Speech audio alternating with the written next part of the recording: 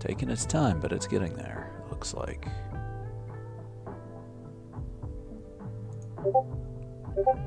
There's Discord. Alright.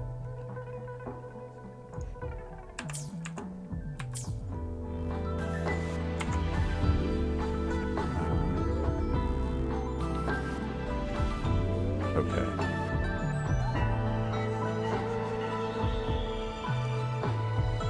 Need to adjust volume, as it turns out.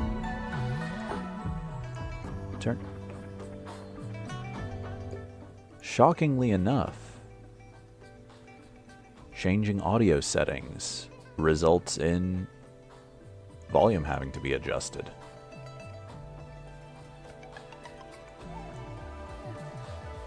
Who would have thought?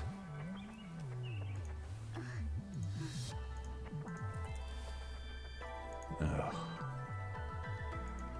There we go. I think that's a decent balance.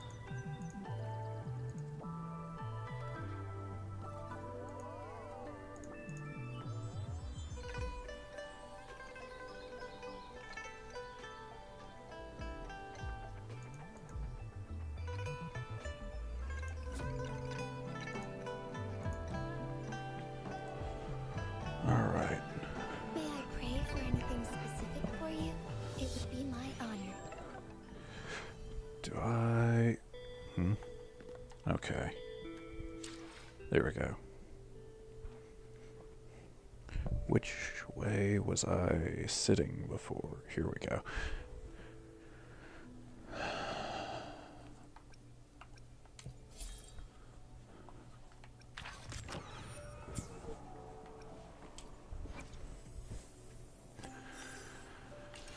Well, I guess I'm gonna start off with getting some materials for this. Even though I had planned to start off with, you know, the quest that this entire live stream is supposed to be about.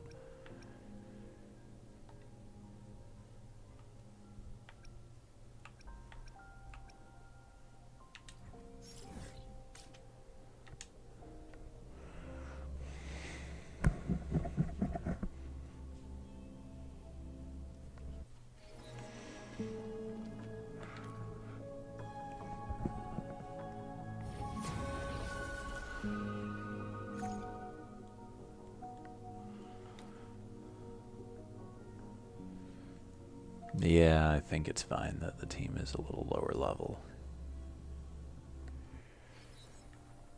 Okay.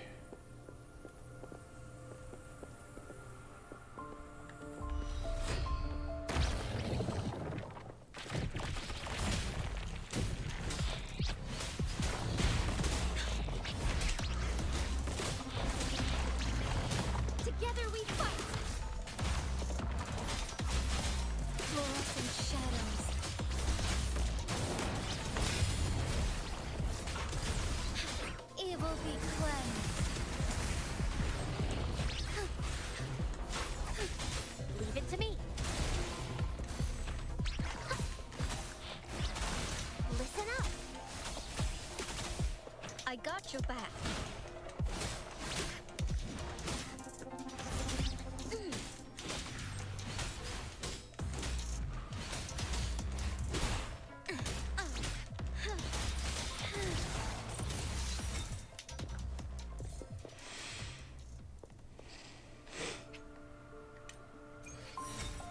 Oh, this is what I get doubles on. In that case, I'll hold off for now.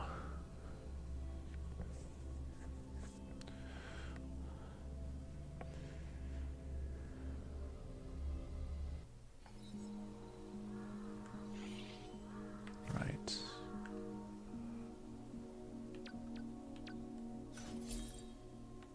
That's just gonna stay there, I guess.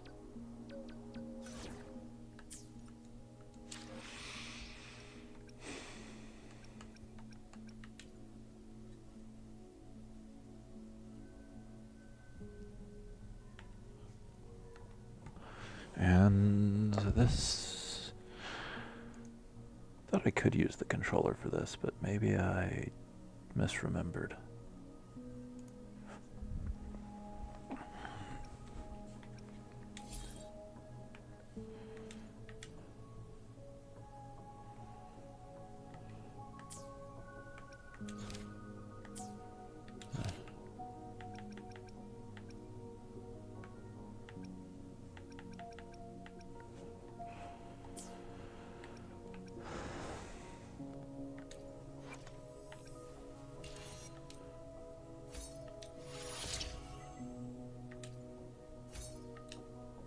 The wrong button. There we go.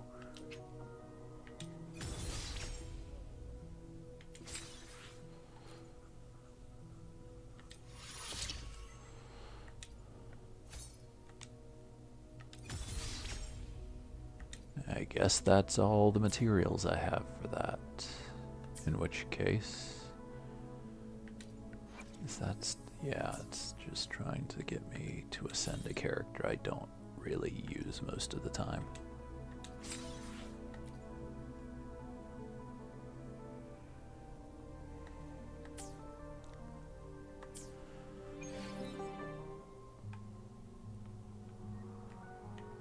Okay, well, for now, I think it's probably fine for that to be as high as the weapon is gonna go for now.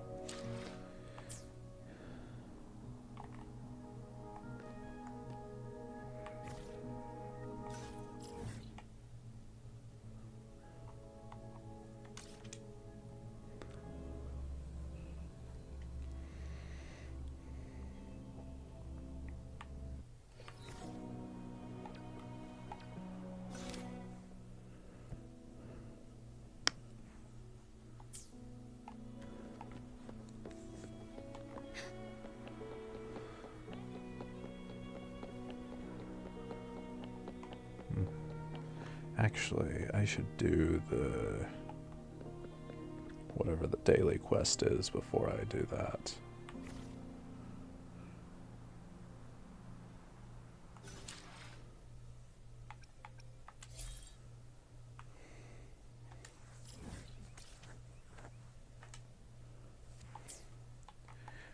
It's apparently right in the same spot, so there's a fair chance it'll just immediately put me into the...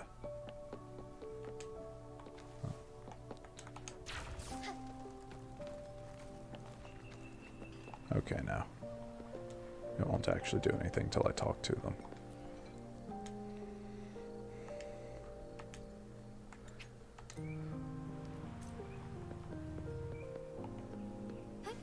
Onwards.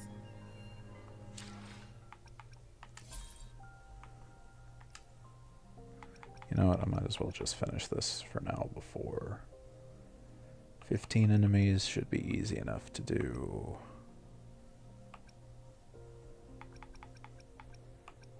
Open a box, collect materials.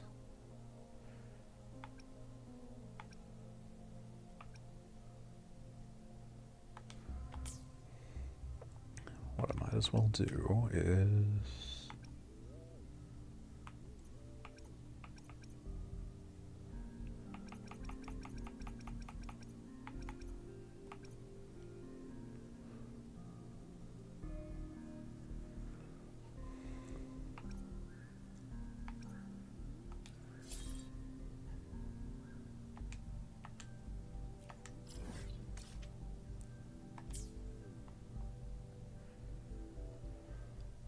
Actually, yeah, I'll just do this for now.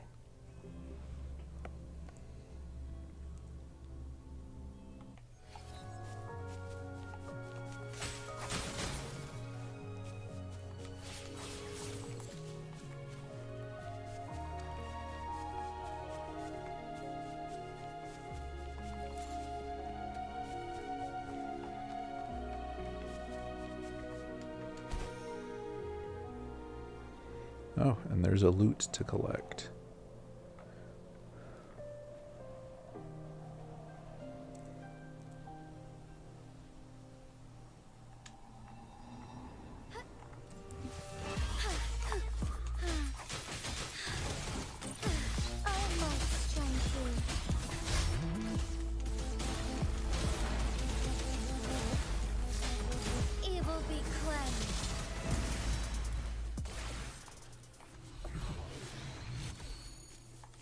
anything useful?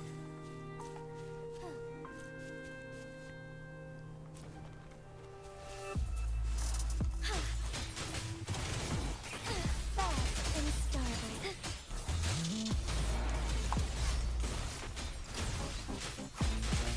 Thus it ends.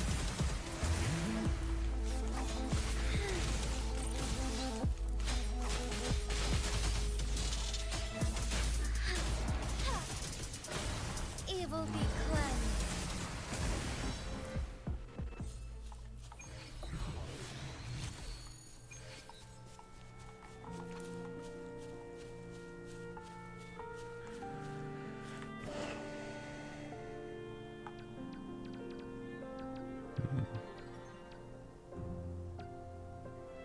Hmm.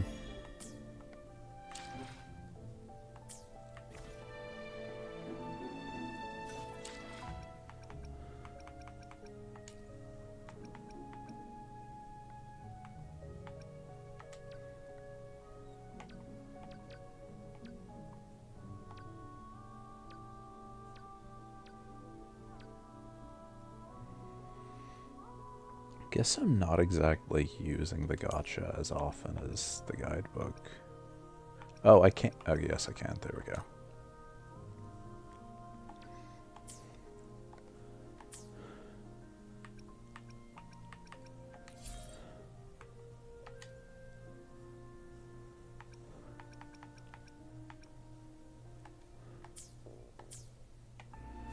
Alright, just need 6 more enemies.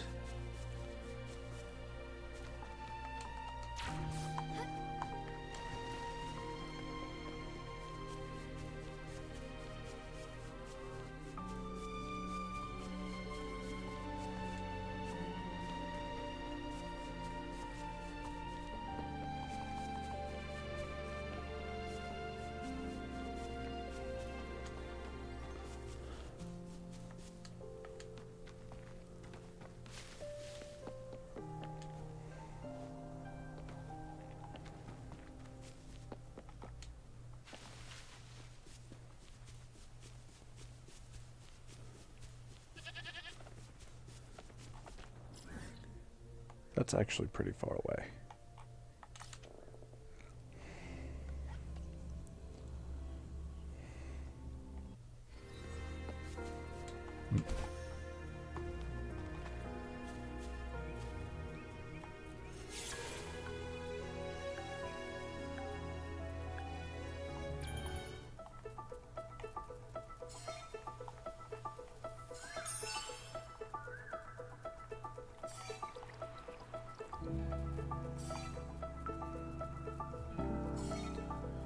I don't know where I'm supposed to go from here. What? Ah.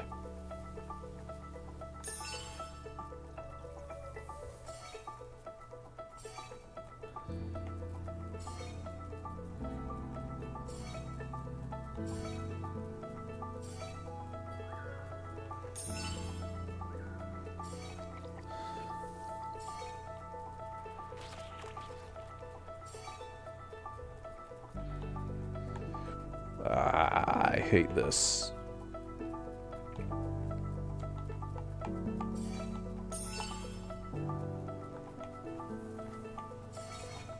Really?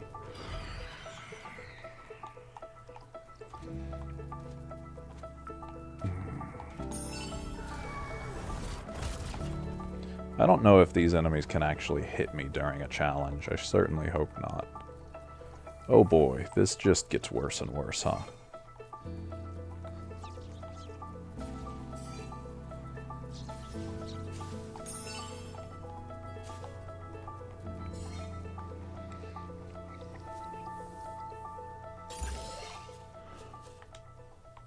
Found anything useful?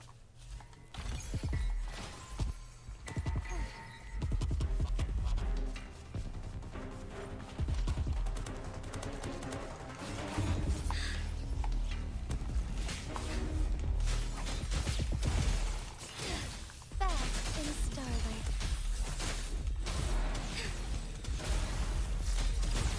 Thus it ends. I got your back.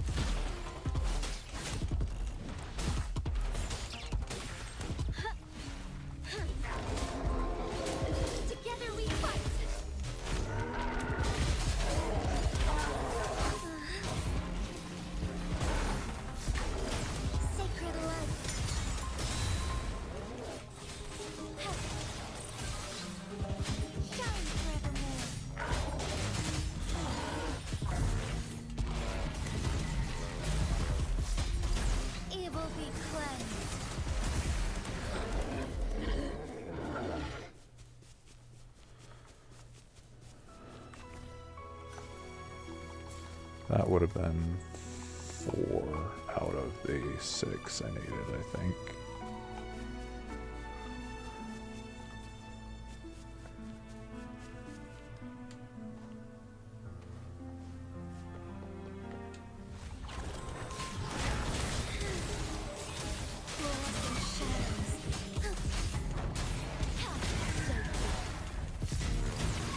Sacred light. I got your back.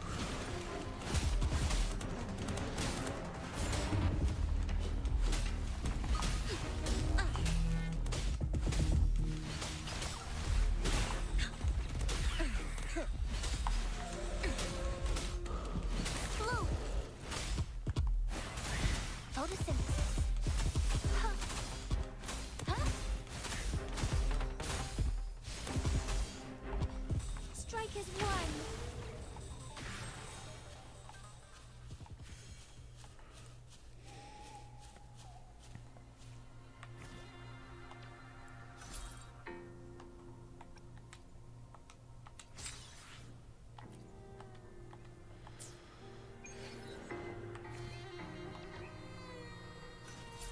That's useless.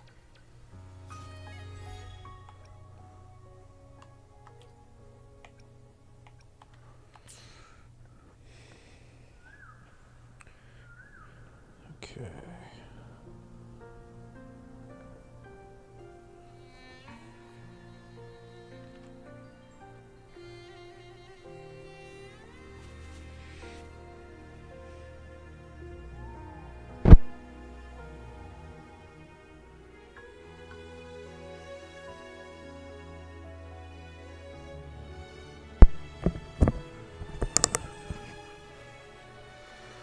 Okay.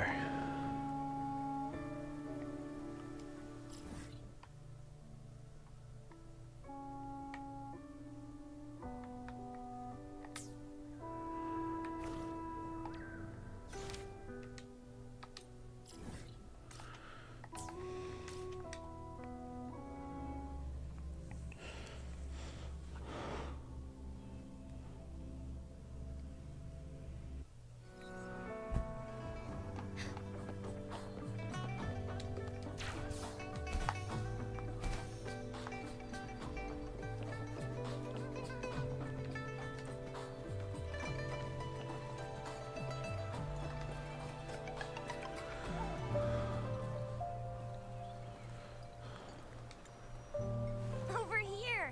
Been waiting for ya. I thought Yang Yang said you had a super cool little buddy to show us. Where is it? I don't know.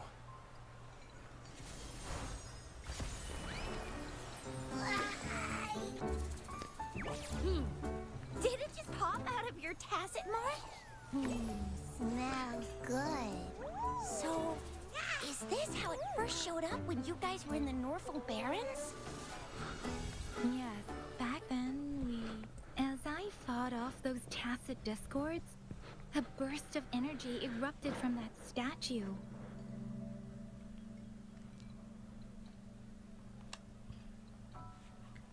Two forces clashed and collided, and later, one of them emerged victorious, vanquishing the other in a violent clash. General GN and Rover later told me it was this little thing coming out of Rover's body. It was blocking or even consuming the overflow of Threnodian power. It reminded me of how Rover once absorbed frequency energy with his body in a similar fashion. So, we took him to the Are we really academy. getting a whole Apparently, recap here? This little one is what we had detected before. It shares similar frequencies with the tacit discords reverb. In other words, it's your own echo, captured or absorbed at some point. Without you, it can't manifest. That's why Baizhi couldn't confirm just how you absorbed that echo back then. Was it you? Was it the little one? Or maybe the two of you together? And Baizhi discovered more after analyzing your spectrums. She found a new power source within you, similar to the Crownless, but even stronger. This power comes from the Tacet Discord you defeated in Norful Barrens. So, the excess energy this little thing had consumed somehow ended up in your body, available at your disposal. In other words, there's a deeper connection between the two of you. Or, according to Baizhi, it's a convergent codependency. To put it simply, you are connected. While you are two separate individuals, your energies and vitals can affect the bond between you and this creature is symbiotic. As it strengthens, so do you. However, if one is harmed, the other suffers. Fortunately, since it can't ever leave your side, it's not an easy target for attackers. And if they do strike, it can seek shelter inside your body for safety.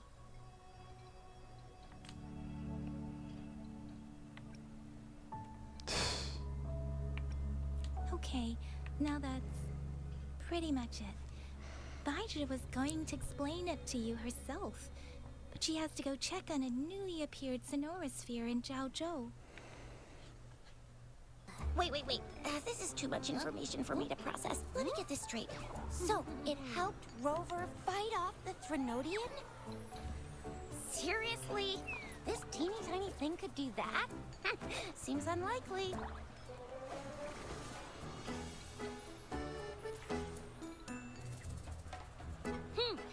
Don't look down on me.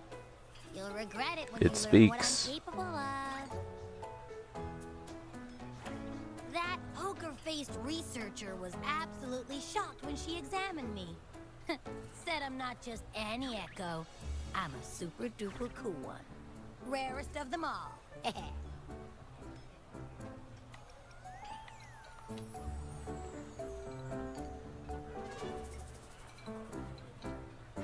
Yeah, no way Baizhi talks like that.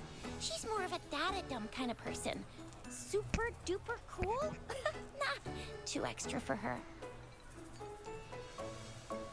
Seems like you're trying to boost your ego a bit. Oh, actually, while those aren't Baizhi's exact words, that is what she meant. She mentioned highly intelligent echoes that can act on their own in other countries. Said they are involved in every aspect of human life with unique abilities beyond our imagination. Those echoes are rare, though.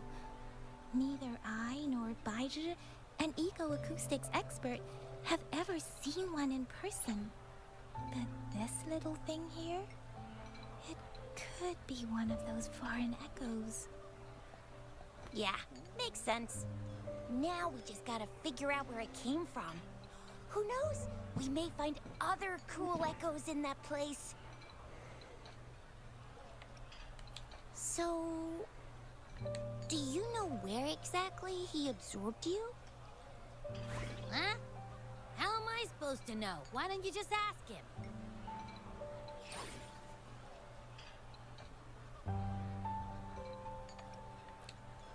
Tusk. Don't take that tone with me. But even if echoes can have memories, they probably wouldn't remember things earlier than their first manifestation. I wonder if that's the case with this little one, too. Aha! Finally, someone with common sense. That green-haired, serious guy asked me a similar question. Sorry to disappoint, but I really don't remember anything before I showed up.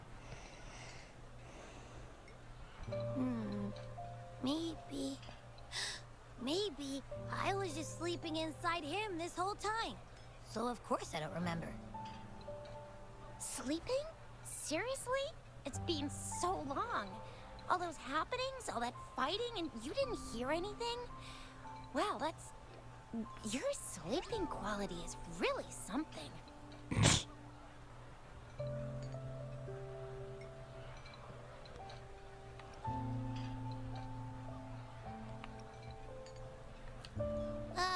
So you've got privacy to be respected.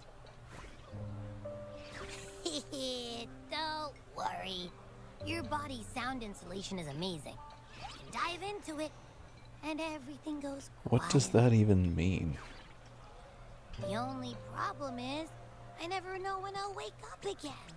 And when I do wake up, I get tired, hungry, fast. So I have to crawl back in for more rest. I know. It's all because I'm not eating enough. That's why you kept disappearing. You went back to sleep from lack of energy. Makes sense. Regular echoes need to be powered by the terminal, too. I've just discovered something completely unrelated to what's Really going on different from that the usual ones we I see. found both shocking Turns out you share and a lot in common. really cool. So you probably don't know your denomination or a nickname. No wonder everyone's been calling you the little one. Denomination? What's that? The universally agreed terms for special echoes, like names for humans. They're named based on their characteristics, abilities, and places of origin. My denomination. It's... I don't know. Do I not have a name at all? What? No way. No way. That's not fair. If all the special echoes have names, how can I not have one? I don't want to be called the little one all the time. It doesn't sound cool at all. How about this? You help me come up with a name, and I will let you have some of the food. Oh. There's nothing left.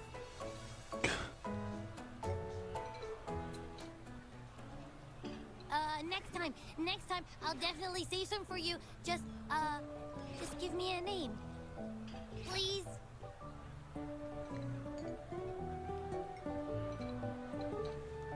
A name? Now? Yes, I want it now. Look, your name's Chisha, your name's Yang Yang, and your name is... That sounds interesting. Wait, didn't you forget everything? How do you still remember?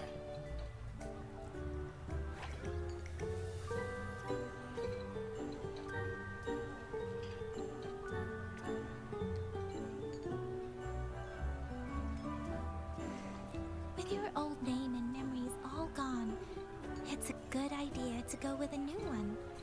It makes everything more convenient and represents a fresh start. Yeah, exactly like she said. Every one of you has a name, and I want one for myself too. I'm really not asking much.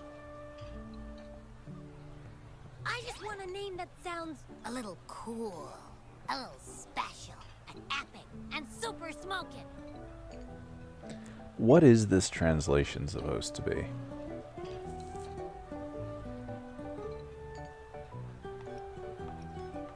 Names are a big deal, you know. Like once you have one, it's stuck with you for life. Gotta make sure it's a good one. That's not Can't have necessarily people true. not scared of me when they hear it. No time for regrets here. That's true. Let's see. You want a cool one. What about Echo the Invincible? What do you say?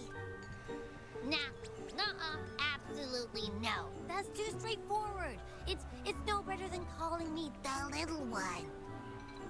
Hey, it makes every difference in the world. I am Echo the Invincible.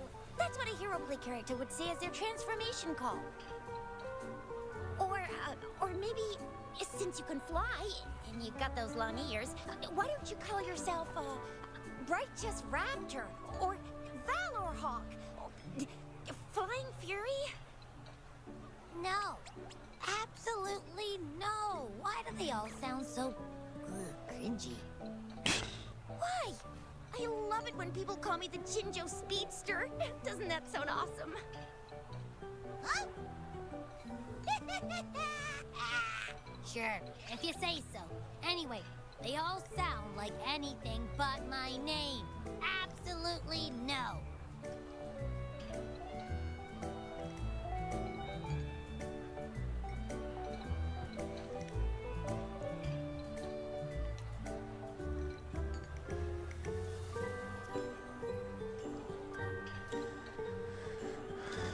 Aha! I knew Rover would come up with a good... Wait. You didn't just pick two random syllables, did you?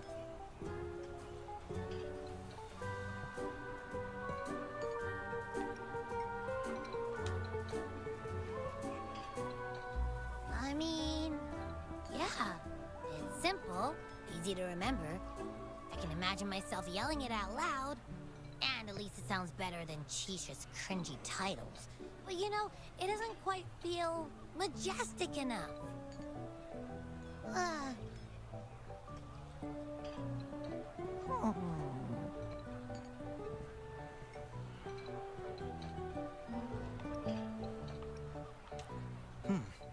Why is it suddenly so quiet? Is it not happy with the name? Why, though? Can't think of anything better that's catchy, impactful, and clever all at once. Can't say I'm entirely sure how that name is any of those things. What's wrong? What are you muttering about? Abrupt? What? I don't know, but I just have this feeling that this is what my name should be. Okay, Abby. I like the sound of that. That's my name. Of course I like it. You came up with it for me. I was just trying to get used to it, that's all. Besides, I feel attached to this name now. My name is Abby. You will not call me the little one again. Sure, we won't. Got it. Well, that didn't work out. I was hoping we could get some answers from from Abby. But now we're back at square one.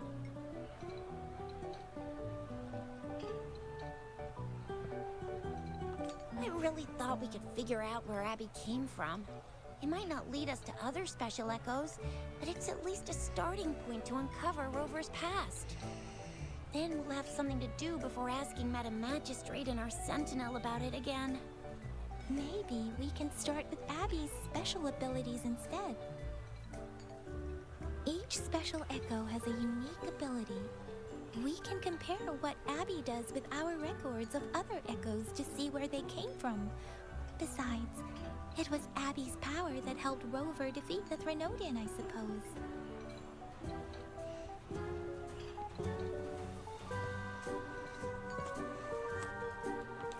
Why do you sound so unsure? Didn't you see it all with your own eyes?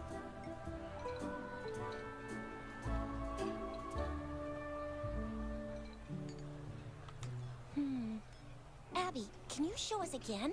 I'm super curious how you did that. Who knows? We might learn something. Well, since you asked, I'll show you how it's done. But this place is too crowded. Let's move to that open spot over there.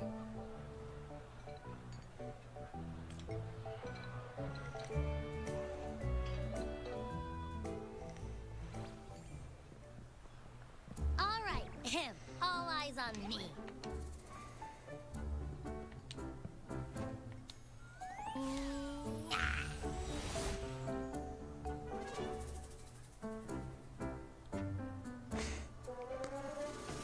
What's going on?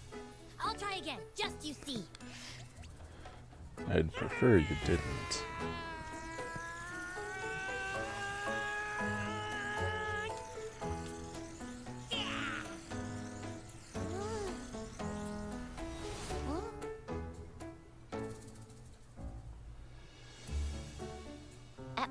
What? Did something happen? Just a little slip, that's all. I can do it. You gotta trust me. Back then, I just stood in front of him. So... Huh? No. Like I said, I was asleep. And then all of a sudden, I didn't have time to think. I just had to show up and... So, maybe Abby's power acted... Yeah, it looks that way.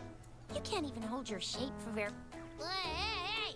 Stop looking down on me. Like I said, it was... think about it.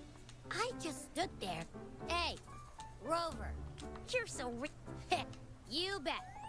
That's very reassuring to hear, but it seems we're stuck again. I can't think of anything else to check out. Knew it. Nothing about Rover's ever gonna be easy to figure out. Maybe we should bring Baija, Mr. Shangli, Yao, and all the researchers in Jinzhou? No, in the entire Guanglong together? They'll do a nice and thorough That seems examination on excessive. Abby, and then... Absolutely no. I said no. Told that poker-faced researcher already. I'll make it clear.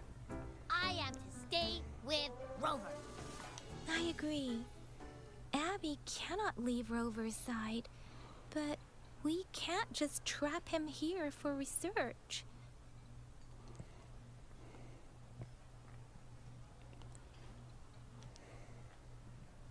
Where did you absorb Abby? What are Abby's powers, and what exactly happened between you two? There are so many questions we can't figure out yet.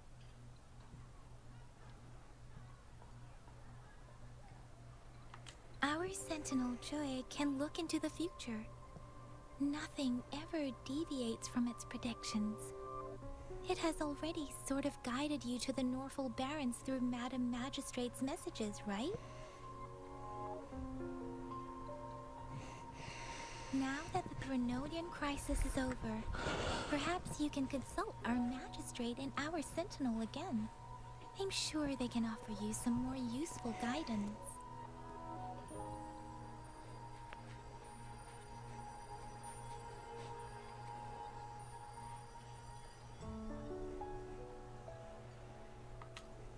Relax, relax. You have me now, remember? Meeting up with that Jinshi person, getting your memories back. I've got... Speaking of that, so this Sentinel can predict the future? That sounds cool. The name Jue sounds pretty cool too. It's almost as cool as mine. What does it look like? Where is it? Since we're paying it a visit, this Sentinel... Our Sentinel protects every one of us. Of course it's cool. But why are you talking about food again? Didn't you just stuff your face? What? Is your stomach a black hole? I can't help it. I'm always starving.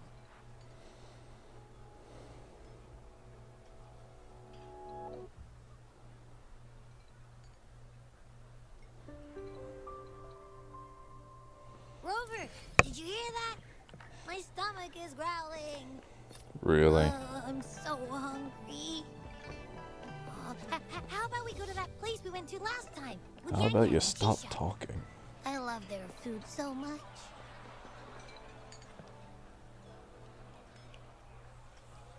Yummy, yummy. Hello? Are you with me? You seem a bit distracted. With so much delicious food right in front of you, aren't you gonna try any? Well, if you're not interested, I'll gobble it all up.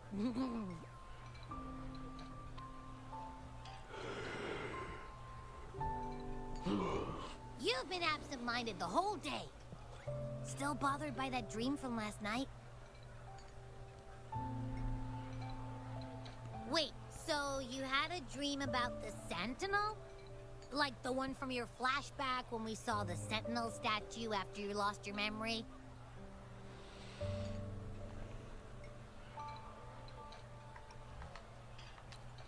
Hang on, so let me get this straight.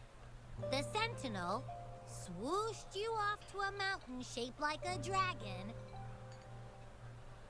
And then there were all these bad things going on, with lots and lots of tacit discords. But the Sentinel saved the day. How exactly did it protect everyone again? Oh, in your dream it made the time different there.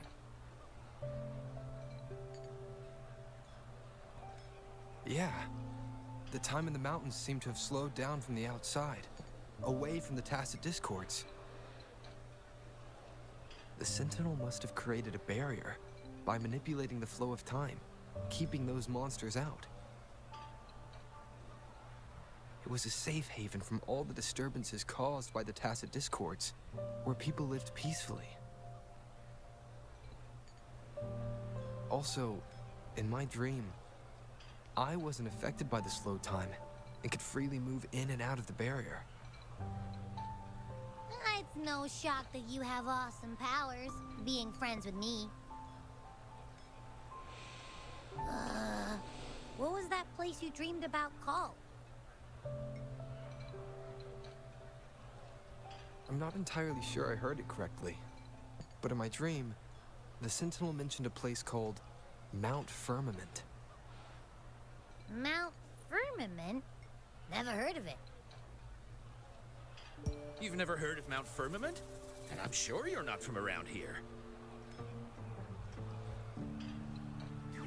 Huh? Hold on! Did you just say Mount Firmament? Oh my! Did that echo just talk?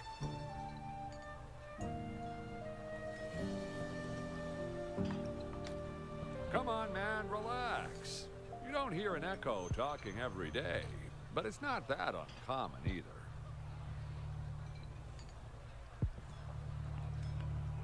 I heard there's a country called Rhinus. What? Anyway, the echoes there are next level.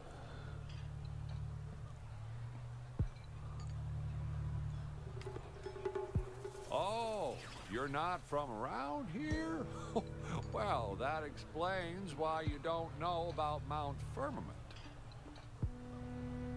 Legends say Mount Firmament is where the first people of Jinzhou lived. It looks like a giant statue of our Sentinel Zhui.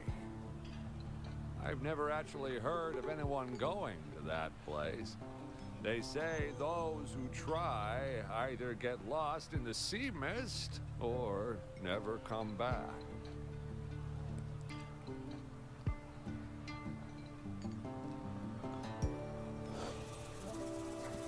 If you're curious, just head southeast. Mount Firmament is on the east side of Whining Ix's Mire, and you can see it from a distance. The southeast.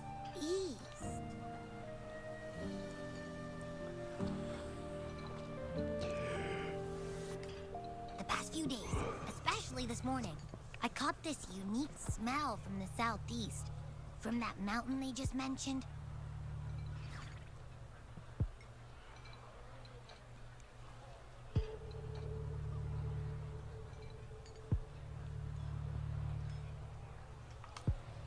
It's like a strong energy pulsing through the air, but I can't quite put my finger on it. It feels kinda weird, though. Doesn't smell natural. Could it have anything to do with what you said? A place where time passes slowly? Do you want to go check it out? I had a flashback about seeing their Sentinel. Perhaps that happened on Mount Firmament. I can feel an unknown force guiding me, urging me to go there and find something. Jinchi said she'll go search for the Sentinel and update me on its whereabouts. But so far, I've not heard anything from the City Hall yet. Then shall we go check it out together? It feels really suspicious.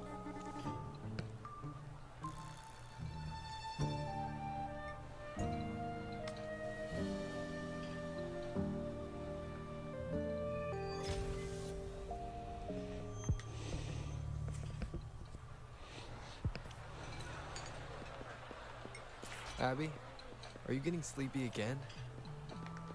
Let me take a quick nap, all right? I've got keen ears. If anything goes down, just give me a holler and What is this guy just doing on the I'll roof? be up in a jiffy. I swear.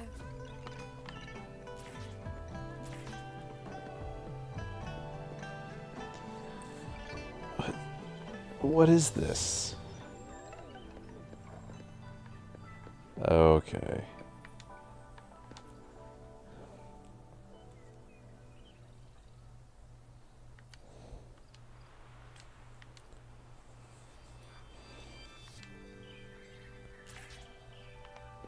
Okay.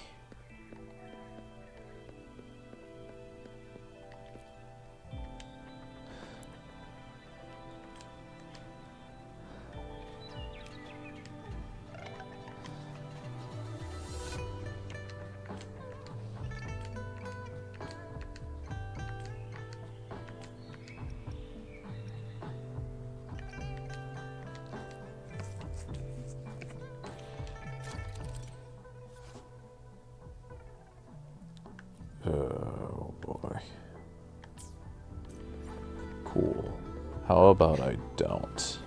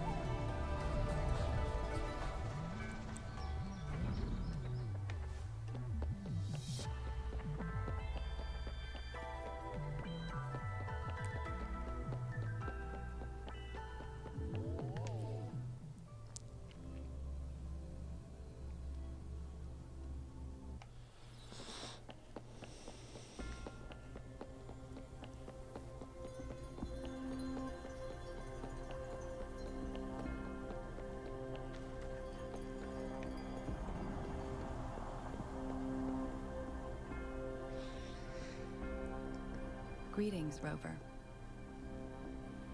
What can I help you with today?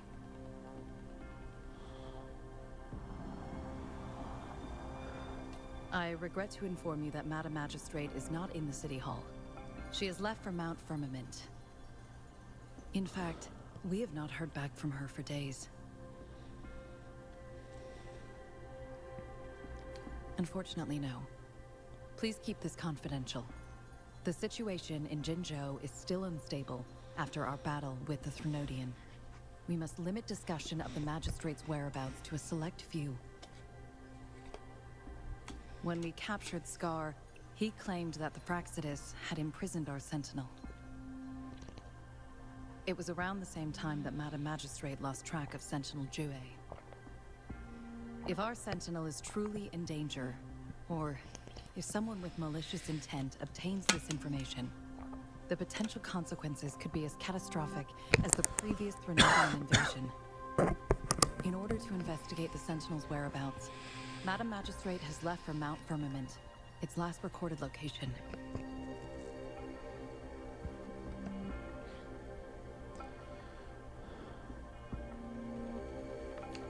Madam Magistrate traveled to Mount Firmament alone. The looming threat of the Threnodian discouraged any additional diversion of human resources. Furthermore, when it comes to the Sentinel, force is not a viable solution.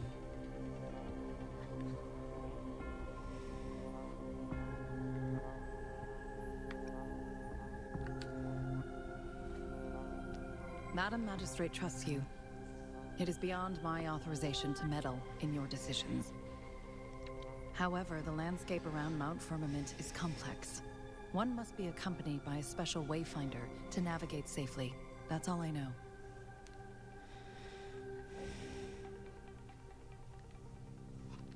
Currently, she's likely at the ferry terminal in Whining Ix's Mire. I'll reach out to her. To learn more about Mount Firmament, you can meet her at the ferry. I lack the same level of understanding of the situation there as she does. Neat. I trust Madam Magistrate's decisions. I will do my utmost to handle the public matters on her behalf while she is away. This worry about her safety won't leave me. In her last video message, I could tell she seemed weaker than usual, despite her efforts to maintain composure. Madam Magistrate's situation might not be optimistic. Rover, Mount Firmament is a dangerous place. Please take care. I've sent the coordinates to your terminal. Thank you for your kind help. I pray you will both return safely.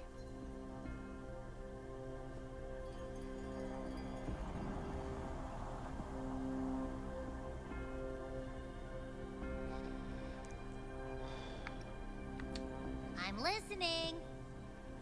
Hey, did you notice how the mountain has a strangely pleasant smell? It doesn't look edible, though. Mountains typically aren't.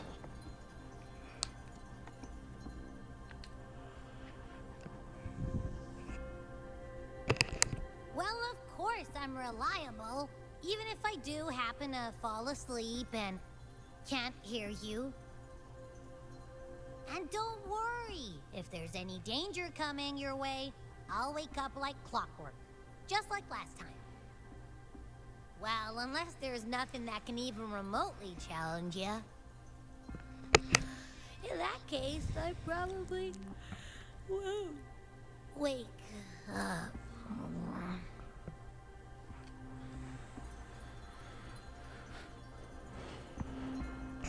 Let's head to the ferry. Mount Firmament. Our Wayfinder should have plenty information to share.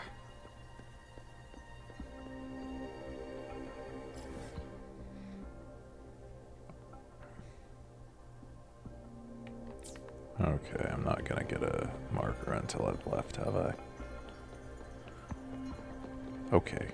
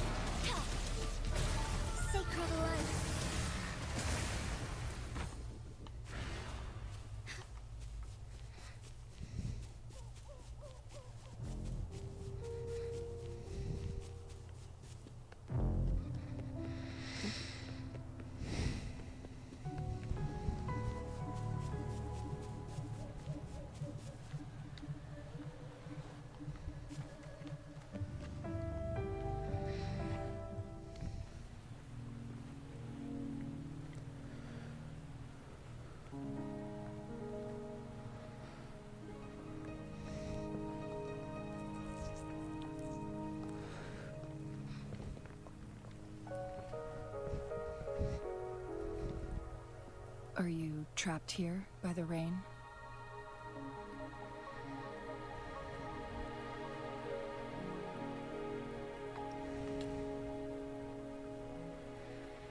No need for thanks. We're about to embark on a journey together, Rover.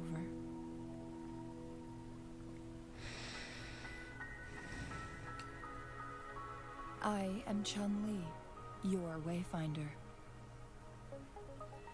Don't worry, the rain won't last much longer. Our destination lies just beyond it.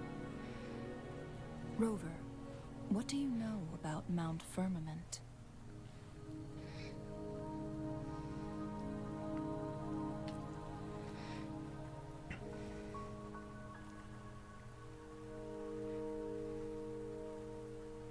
There is a certain folk tale. Have you heard of it? While hiking in the mountains, a woodcutter came upon two people playing Weiqi and became enthralled with their game. Upon his return home, he found a world transformed everything was different, as if in a new reality. That mountain was a secret realm where time worked differently. The woodcutter only spent half a day inside, but outside, a century had passed. Mount Firmament is such a place. But unlike this folktale, there is a price to pay for entering and exiting its grounds. If I spend a full day in the mountains, 10 days will be taken off my lifespan upon my leaving, reflecting the actual time that is passed outside. Not to mention, the situation on Mount Firmament right now is probably even more complex than before.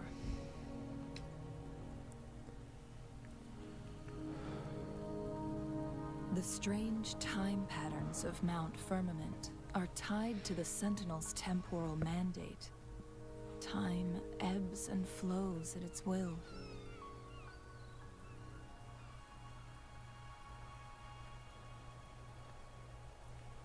If the Fraxidus really has imprisoned our Sentinel, causing it to lose control of its powers, that could explain the temporal disruptions. Which means Mount Firmament is basically a dead end, with no way out. Lifespan is not the top of my concerns. If you've decided to venture there, I'll join you as your wayfinder. Jin Shi has stayed on Mount Firmament for too long.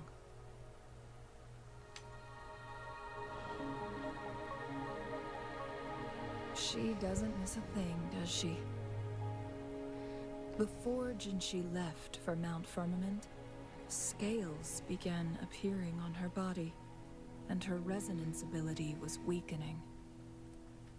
Those signs pointed to a dire situation for the Sentinel as well. That's why I must lead you there. You might have the key to solving our dilemma.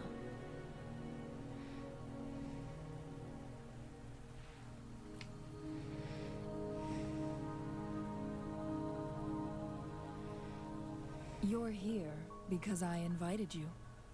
Sanhua was instructed to disclose my whereabouts if you ever went to City Hall and asked about Jin Shi.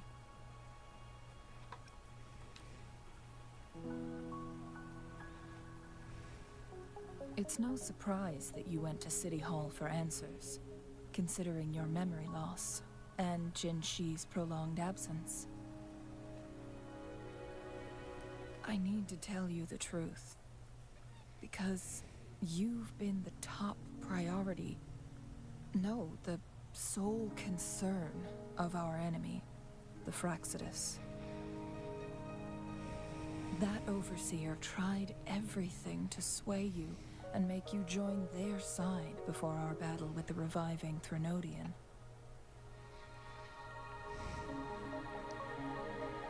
It's a clear sign that your involvement could disrupt their plans, especially at Mount Firmament.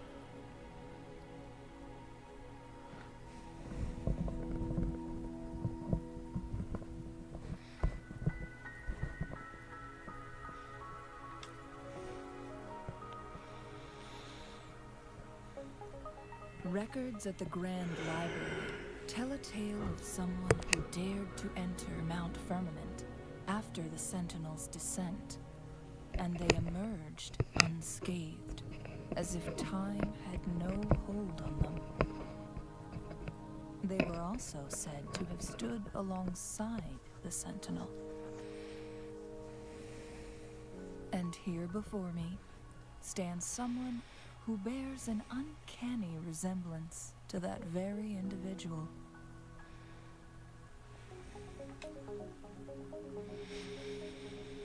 Is it you? If not you, who else could it be? It took me some effort to finally reach this conclusion. Rover, the journey ahead is filled with danger at every turn. Once we venture into the mountains, there's no turning back. Are you sure you still want to join me?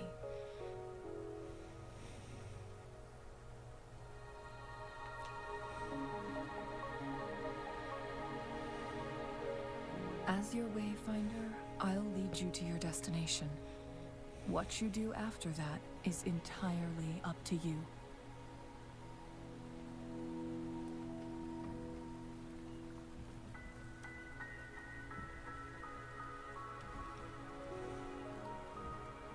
The rain is subsiding, and the sky will soon clear. It's time for us to head out.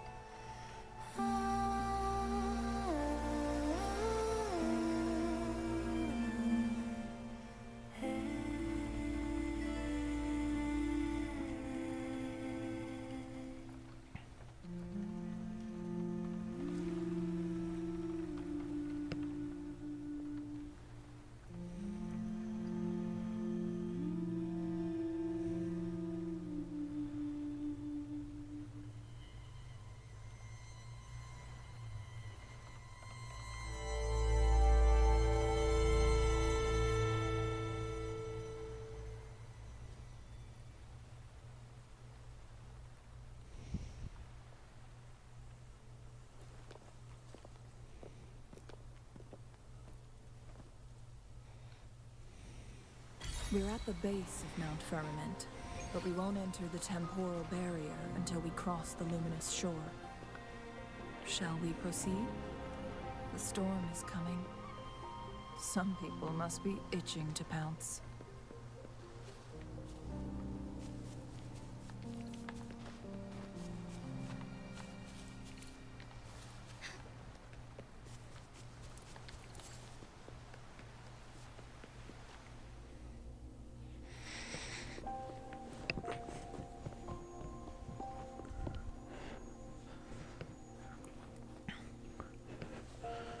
The bridge has broken.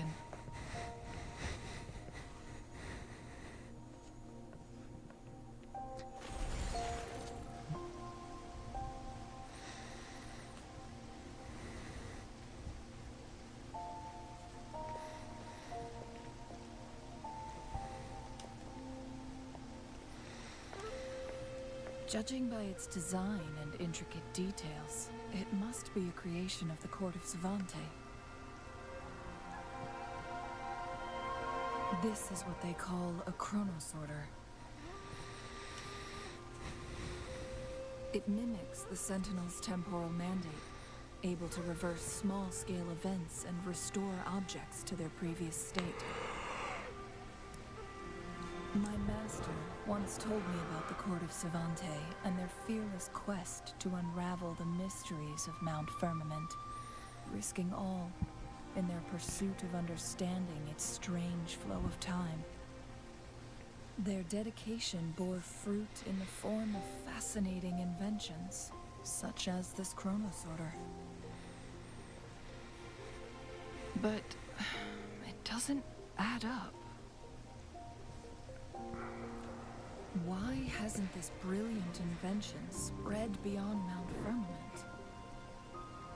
This chronosorter was built beyond the temporal barrier, so its creator must have already paid the price for leaving. But even if they died, There are countless other CSC members who could replicate it. How did such advanced technology become lost? Or do these chronosorters stop functioning once they are removed from Mount Firmament?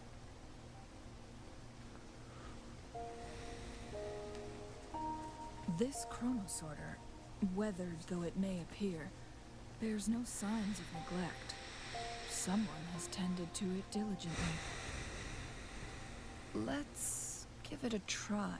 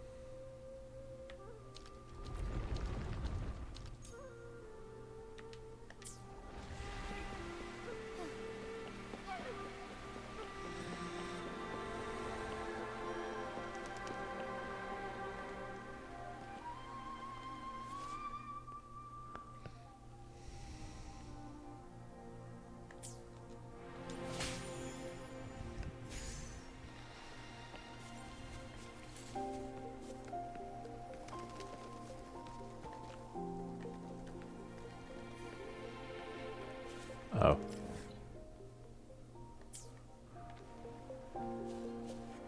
Guess it just automatically added this one to my map for me. Weren't they concerned about losing lifespan? For those fanatics, nothing mattered more than the truth. To live every moment with overwhelming passion. How many can claim such a tenacious drive and unshakable determination?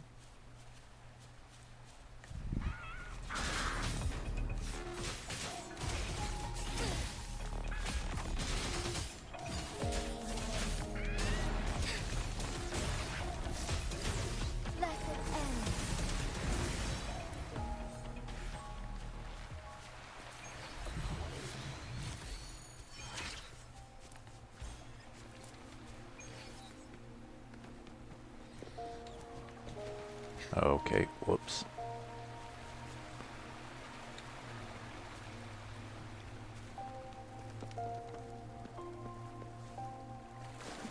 That's all right.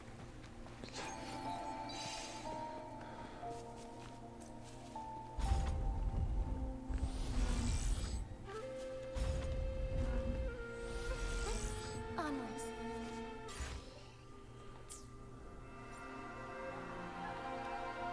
The lands of Jinzhou are filled with riches.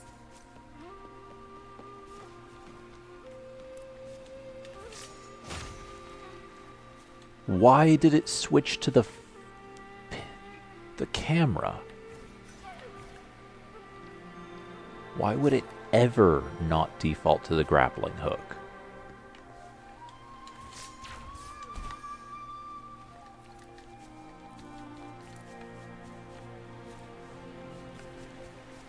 Forgive me.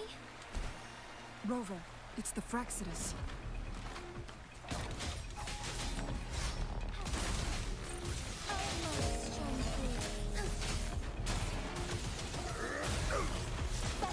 Evil be cleansed. I got your back.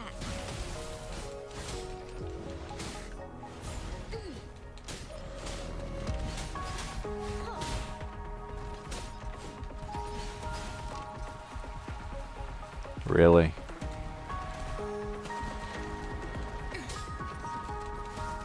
What am I supposed to do about this? I guess. Fast and starlight. Thus it ends.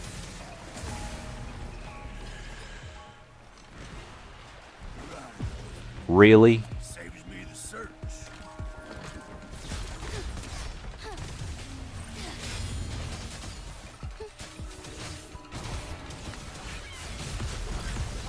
Evil be cleansed.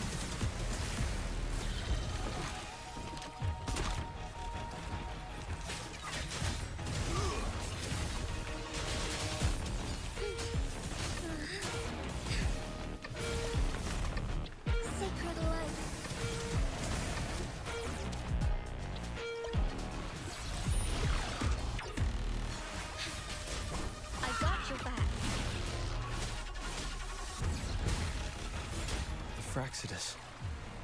It's them again. They've set traps all around the luminous shore. They must have anticipated your arrival.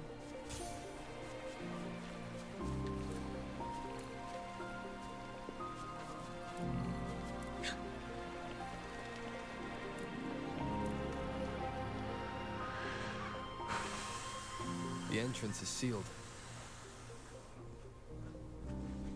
It's the photon barrier, another invention from the court of Savante. Specific steps must be followed to undo the barrier. Rover, I'll guide you.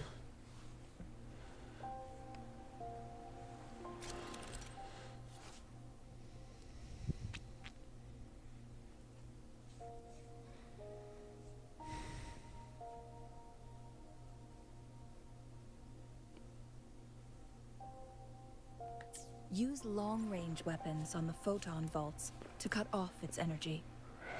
Really?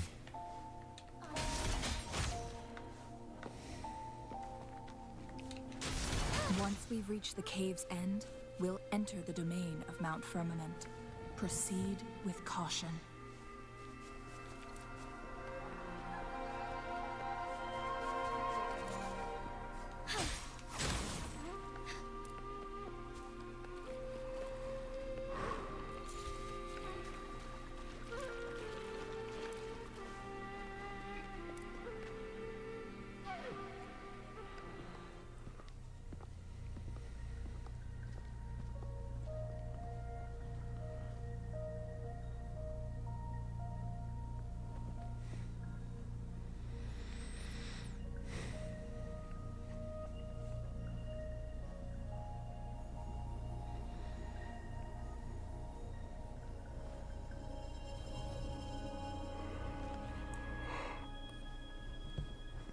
So it can't hurt me.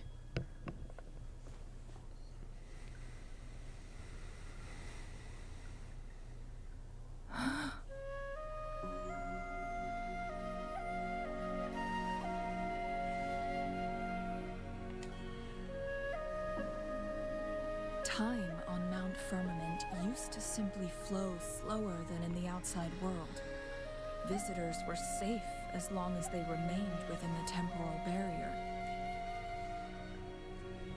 But what we're seeing now is different.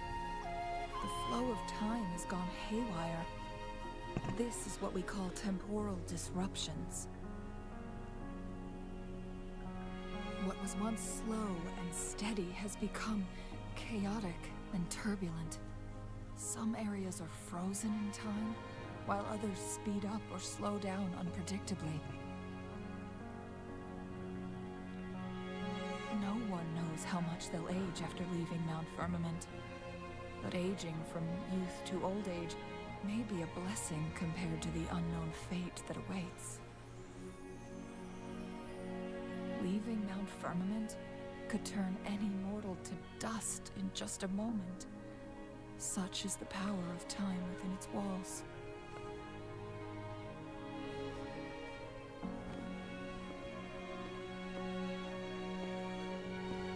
These poor creatures, trapped in the temporal disruption, are the most pitiful of all. Their bodies and minds have been ravaged by the chaotic time, leaving them in unimaginable suffering. So, it looks like the Fraccidus did manage to capture our Sentinel, leading to the temporal disruptions we are facing now. I had wished that my theories would turn out wrong.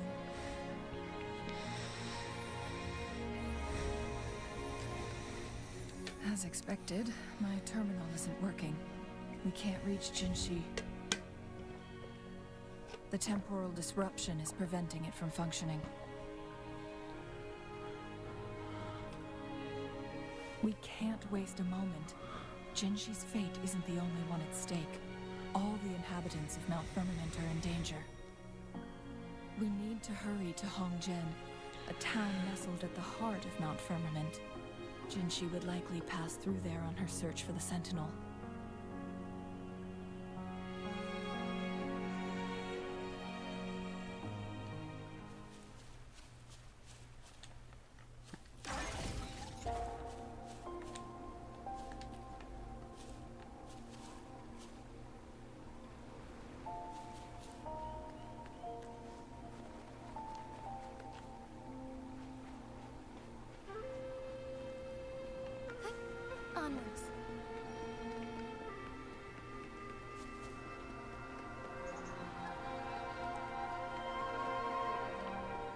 temporal disruptions have spared nothing on our way here.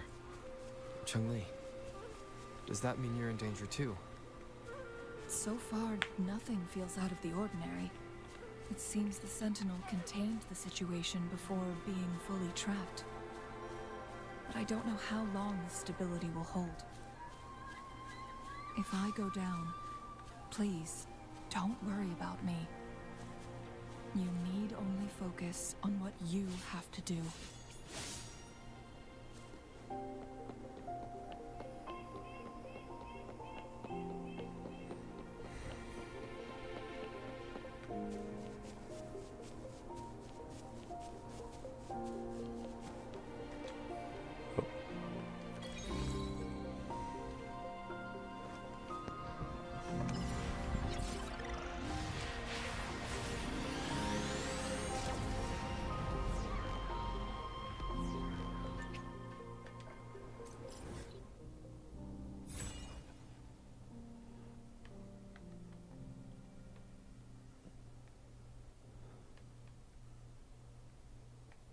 Neat.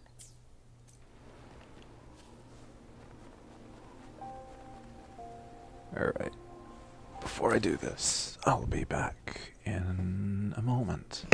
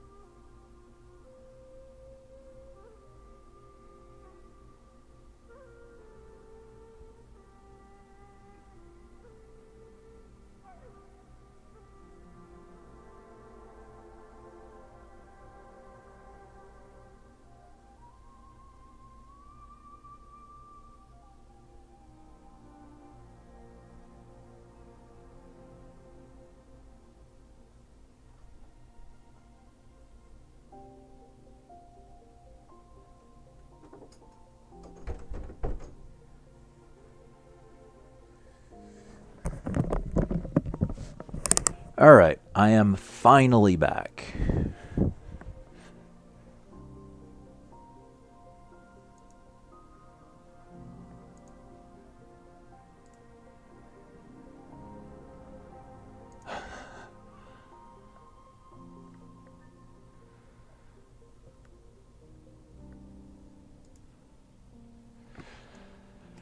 Had to do a number of different things. And also, you've honestly missed very little. This had an extremely slow start and is really only just now actually starting to go anywhere.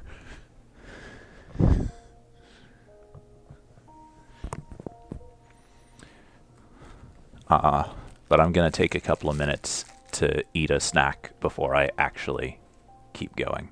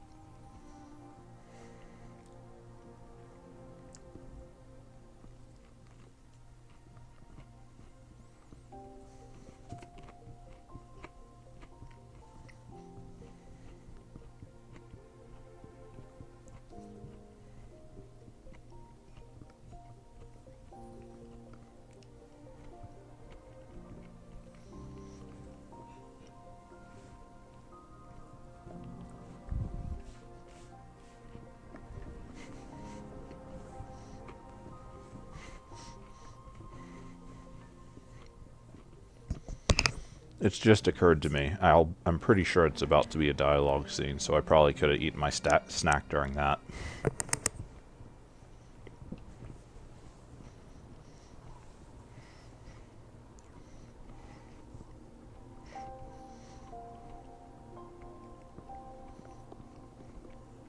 What's the matter? You dreamed of Hongzhen?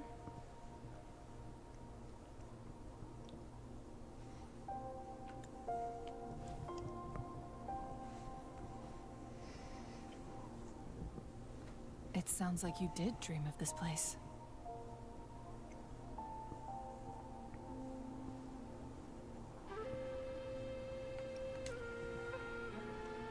What you just described closely aligns with the accounts documented in our Grand Library. Over a century ago, a vast horde of tacit discords invaded Huanglong. Hongzhen suffered greatly during that onslaught. Thankfully, the Sentinel descended, manipulating time to erect a protective barrier, keeping those monsters at bay. Rover, perhaps that dream is more than just a dream. It could be a glimpse into your own past, and a guiding light for the future.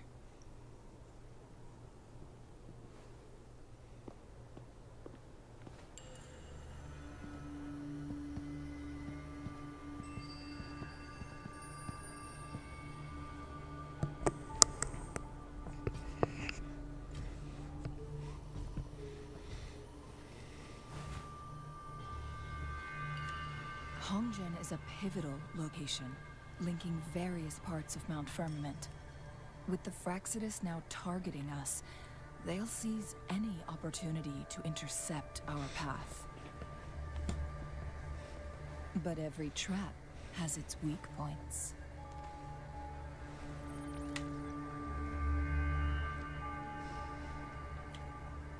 Someone has used their resonance ability here, but it feels different from the Fraxidus aggression.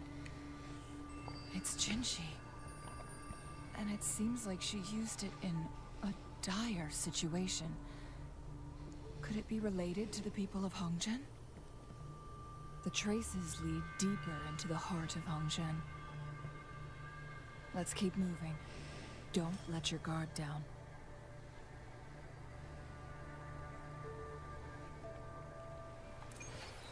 Neat. Onwards. The traces end here. Let's search the area. There should be... Okay. Someone fought here against those Fraxidus. Must be Jinshi. Her trails led to this location.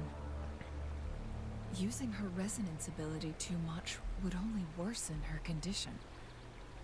But she must have had a reason. Was she helping the people of Hongzhen find refuge? Changmei, there are traces here. They're pointing north. Let's proceed in that direction.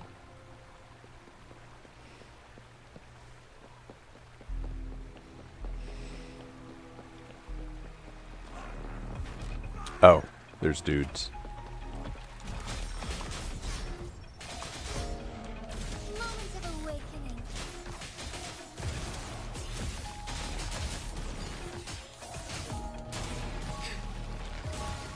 Beckoning light, let it end.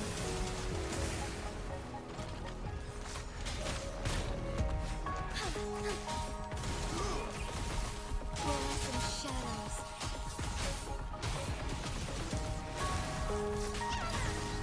Evil be cleansed.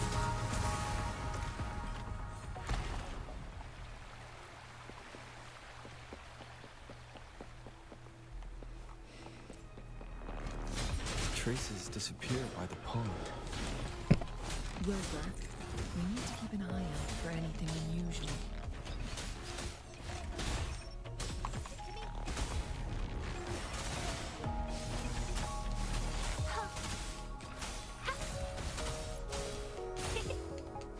I got your back.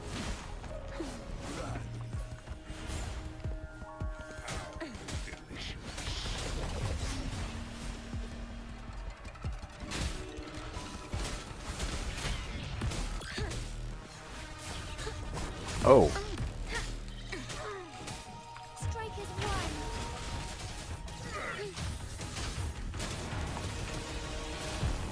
Let it end.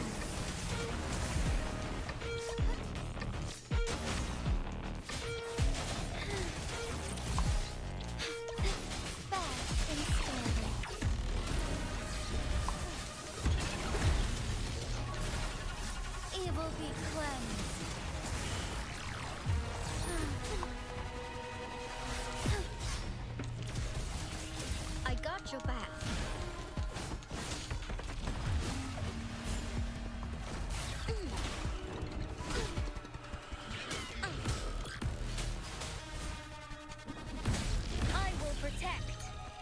Okay.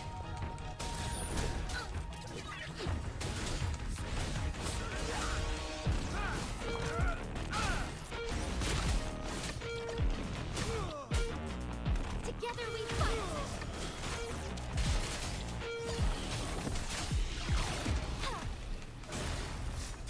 Thus it ends.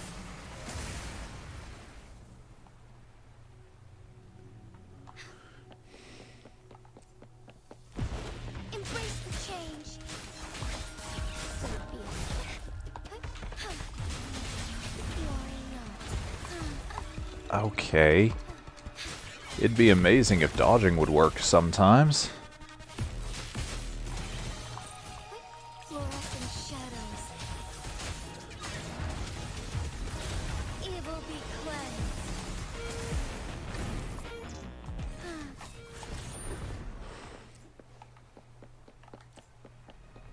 Moment of a win. Leave it to me. Photosynthesis. I got your back.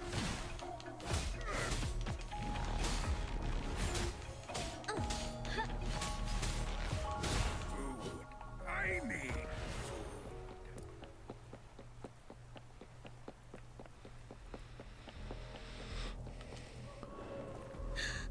Let's take it slow. The vase on the stone table seems rather peculiar. Oh. There's something behind the waterfall. Let's go take a look. Another photon barrier. 3 photon vaults to break. Rover, use ranged attacks. I think not.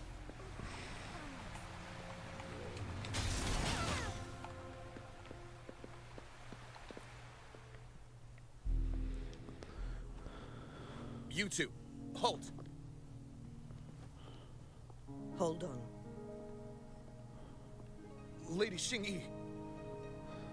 Relax, there are honored guests. No need to be tense.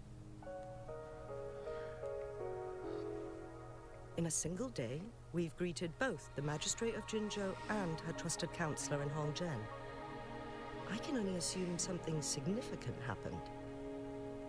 It's been a while, Changli. I heard you stepped down from your position and moved to the countryside. And now here we are, meeting again after all this time, in such unfortunate circumstances. For years, I lived secluded, no longer concerning myself with the matters beyond Hongzhen. But the current situation in Jinzhou is volatile. It has reunited us in an unpredictable moment.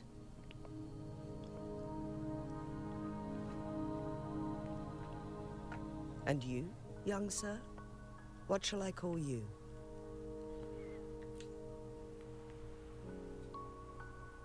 My name is Xinyi. Pleased to make your acquaintance. Please follow me this way. It's not safe to talk here.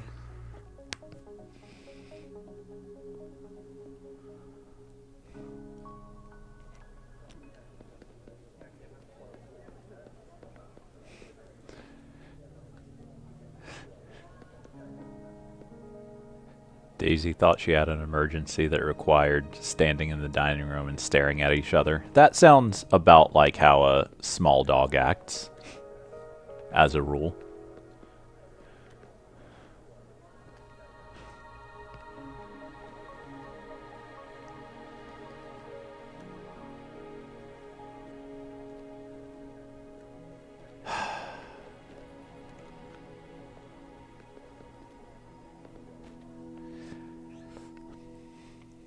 It cannot possibly be that difficult I believe you are here for Magistrate Jin Shi. to make the walking speed of NPCs and the walking speed of player characters the same. I don't see how it's apparently so difficult that a grand total of, I think, 2 games I've ever played have managed to pull it off. And every other game has always gotten it wrong somehow. The magistrate left Hongzhen about 15 minutes ago. She The- should be at the Truth Seeker's Pass now. The game that did the whole thing best was actually Ghost of Tsushima, which made it so that NPCs that you were following would move at whatever speed you moved at, and just were far enough ahead of you that even if you sped up really fast, they wouldn't fall behind you.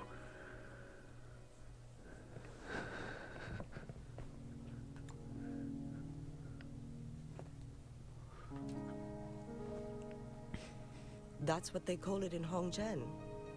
You might know it better as the ruins of a Court of Savante facility.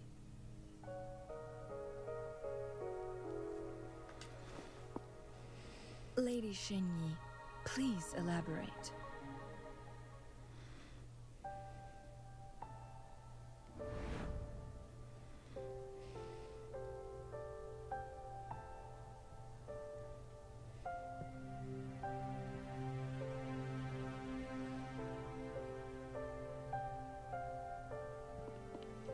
Madam Magistrate, are you?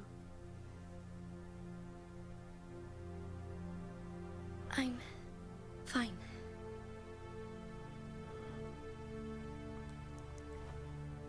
How's the situation? Have we evacuated all the civilians? Yes. Remaining civilians have been counted and escorted to safety. Good. These hidden chambers should provide some much-needed shelter for them to rest a little.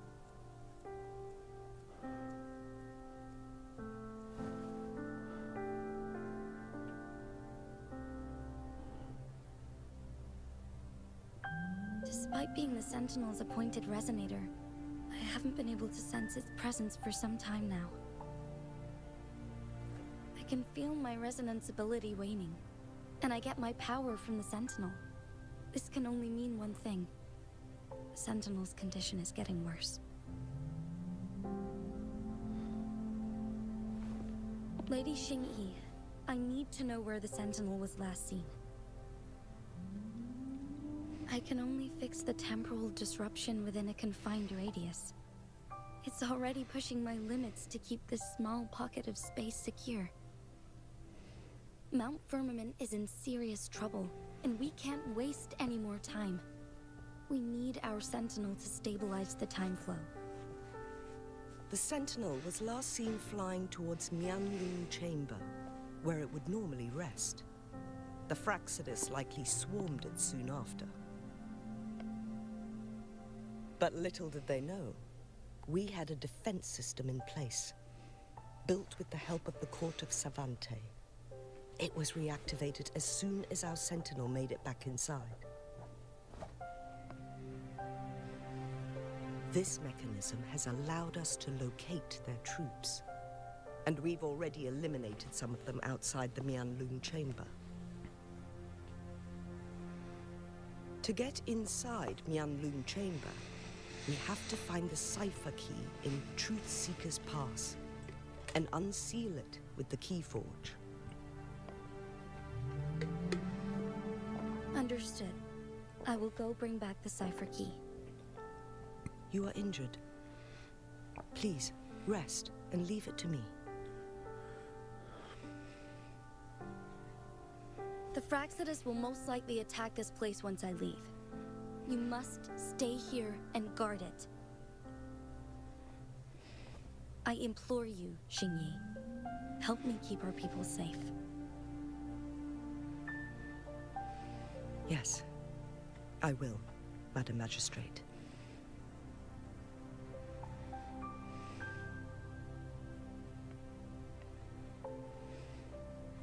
Before I headed to Mount Firmament, the Fraxidus revealed a prophecy from our Sentinel. A fateful clash between the Sentinel and myself that would shape the fate of our city. I never intended to believe their baseless claims, but I was not surprised to hear it.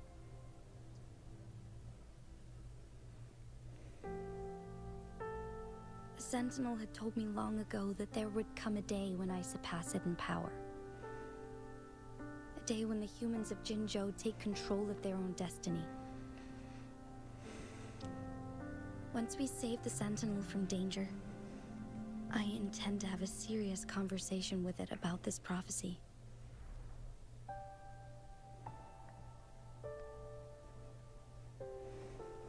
And then she left.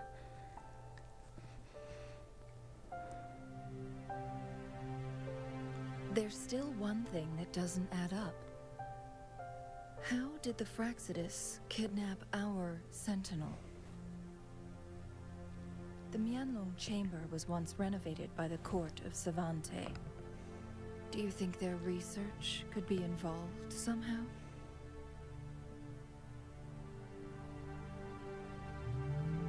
I'll look into what you said. But once we have the cipher key, the Mianlong Chamber will be left vulnerable to the Fraxidus' potential retaliation.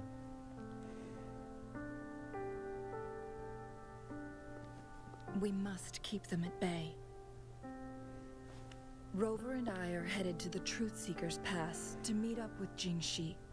We'll distract the Fraxidus main forces, giving you an opportunity to stage your ambush. And the locals will handle the rest. I will send some men to open up the side exit for you. Head south and keep walking a couple of minutes, and you will see the Truthseeker's Pass downstream. Thank you, Lady Xingyi. Please, leave it to us.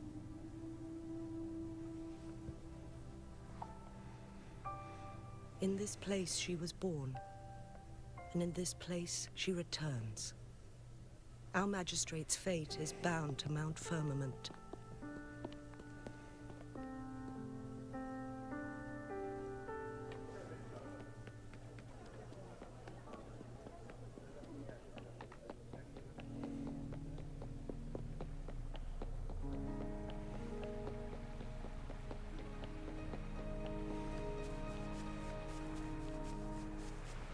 Did Xingyi and Jinxi know each other? Jinxi was chosen as a baby for her resonance ability, and raised in City Hall to become the Sentinel's appointed resonator. All the government workers there helped care for and teach her at some point, including Lady Xingyi. She grew up with immense responsibilities, forced to suppress her true nature from a young age. Thinking back, Jinxi was only a teenage girl when she became the magistrate. She has been burdened with unimaginable weight that most cannot fathom.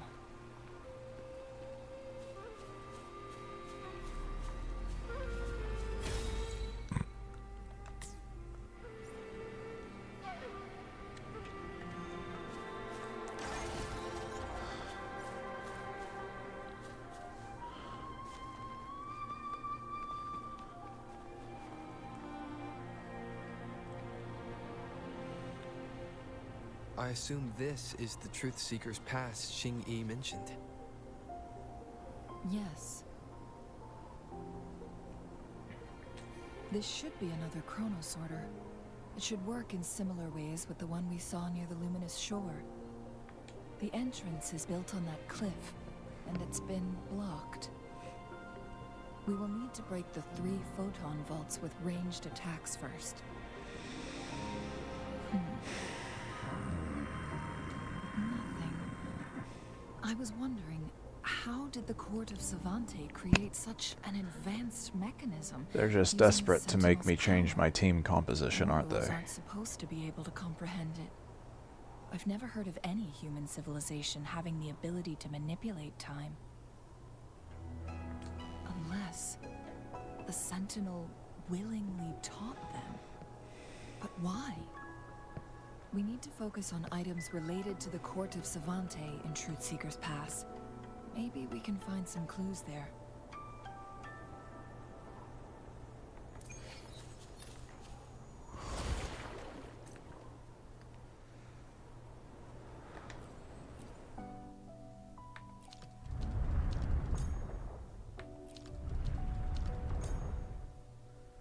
Okay, I see how this will work.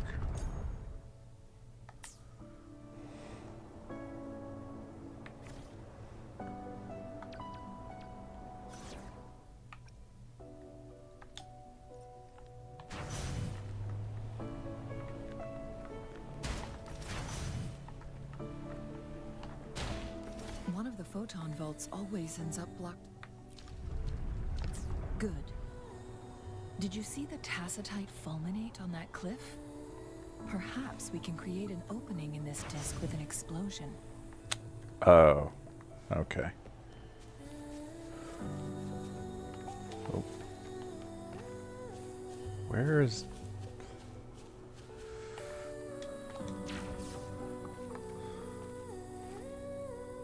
Really?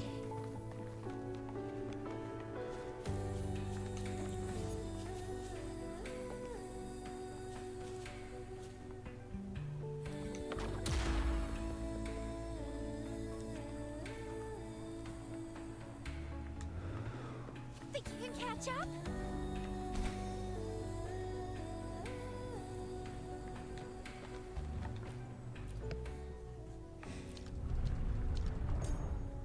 It worked. The opening fits right onto the middle photon vault.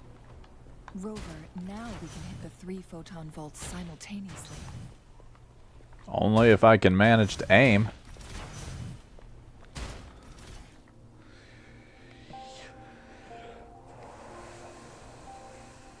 The blockade has been lifted. Let's go in.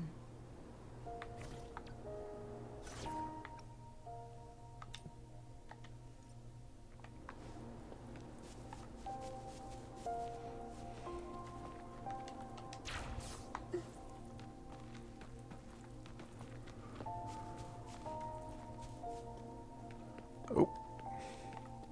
Excited for what's inside? Aren't you adorable?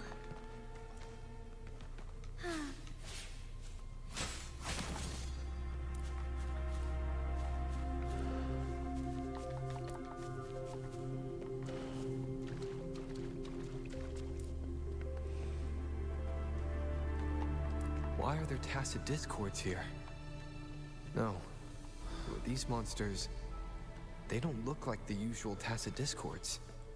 These also look like the works of the Court of Savante. Did they create these simulated holograms to protect this place?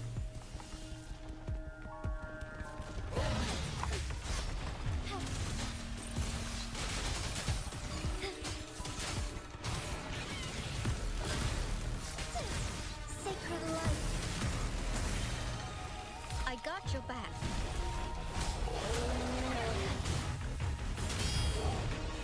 Strike is one.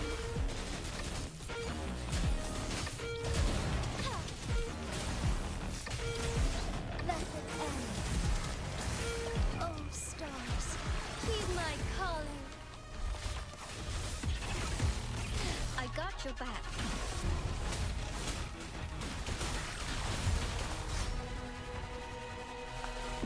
Now it's my turn.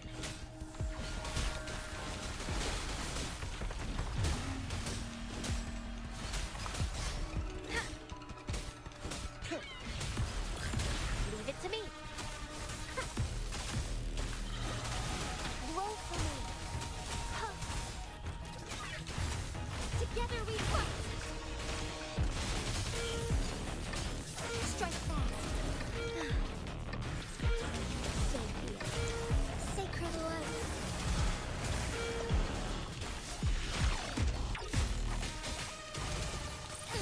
Fluorescent shadows. Beckoning light. Blessed end. Oh, there's more. I got your back.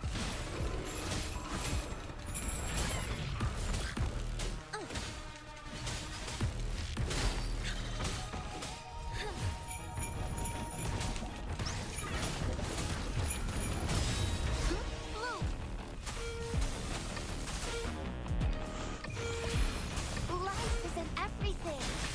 Embrace the change. I am not changing.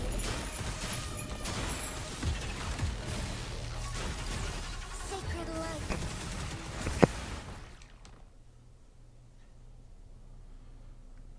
That thing up ahead, is it another mechanism? It seems to have unlocked after we got rid of those holograms. Let's go and have a look.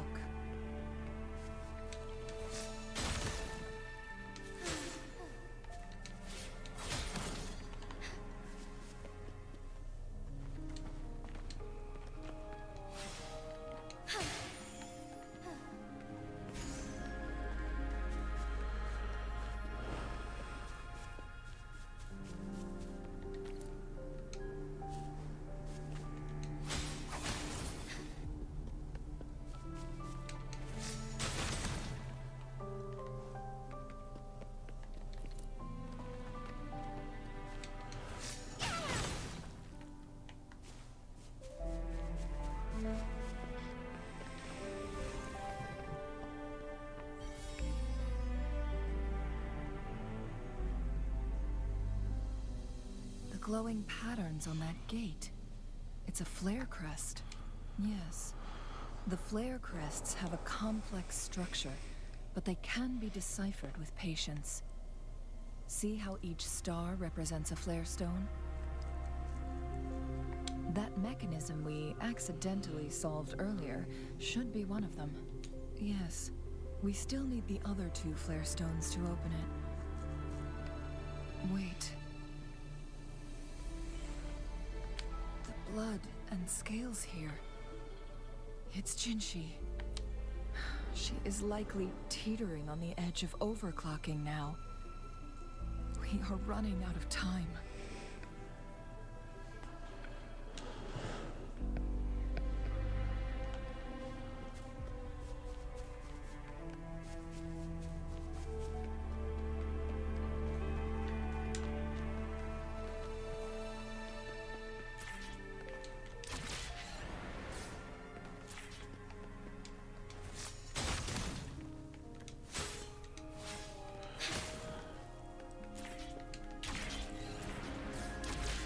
Decades have passed, but those researchers' presence still lingers in this place.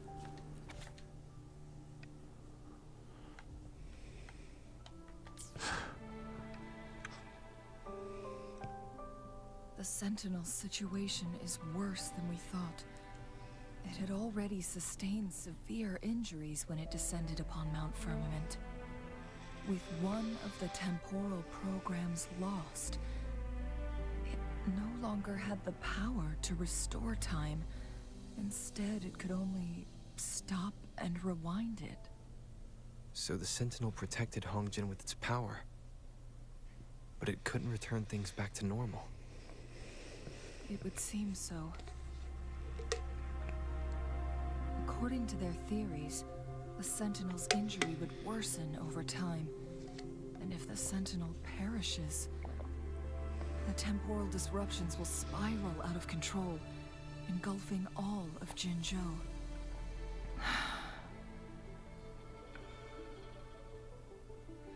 So the Fraxidus just added a pinch of salt to the already gaping wounds on Mount Firmament.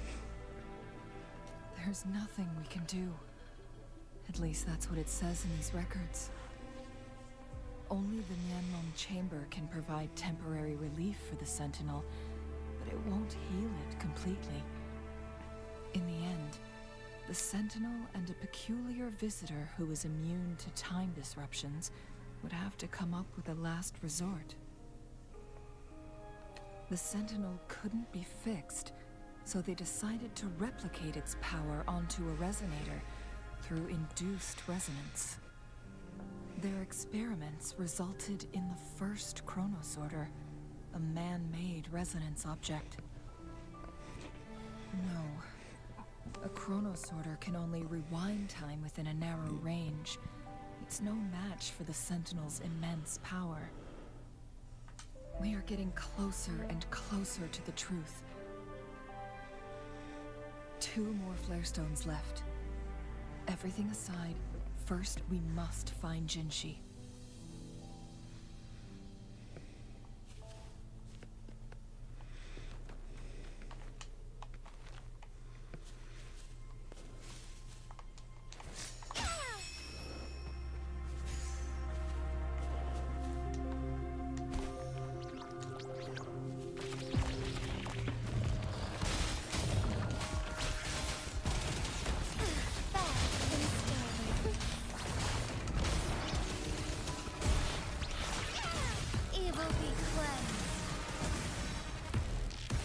Got your back.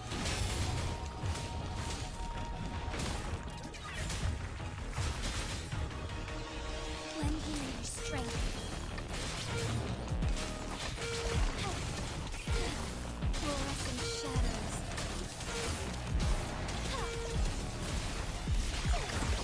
Sacred light.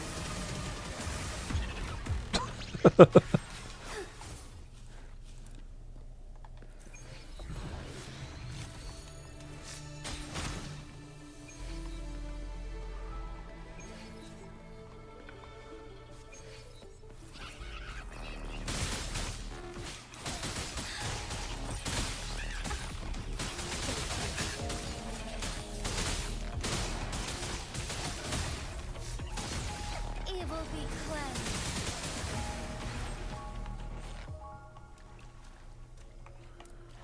Found anything useful?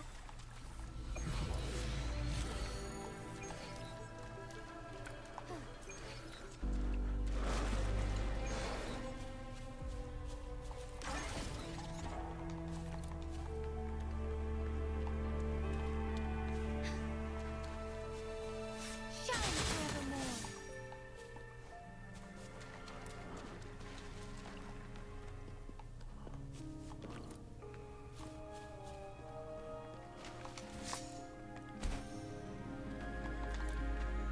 Another chronosorter. The second flare stone should be behind this gate. Let's restore the collapsed gate with this chronosorter. Onwards.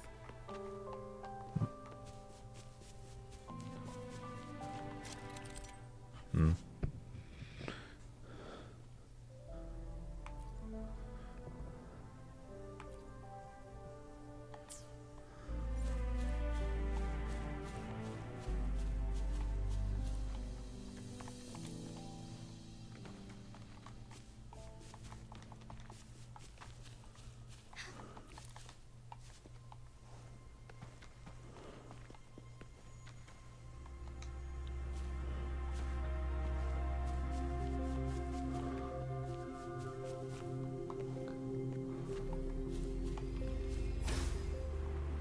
Okay, I think I see what the deal is there.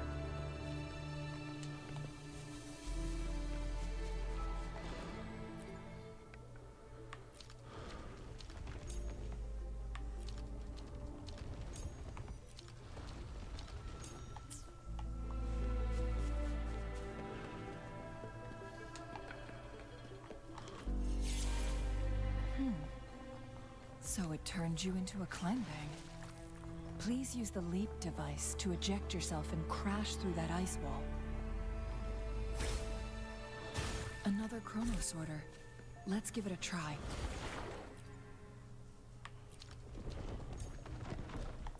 The stone slates have formed a path. Now we can bring the Tacitite fulminate across the water.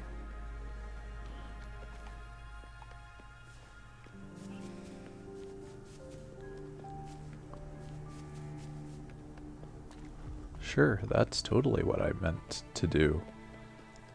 I totally wasn't trying to solve a puzzle or anything.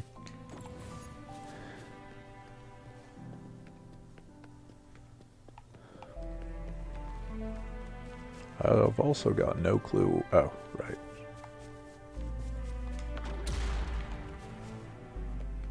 This hidden area may allow us to reach that photon vault.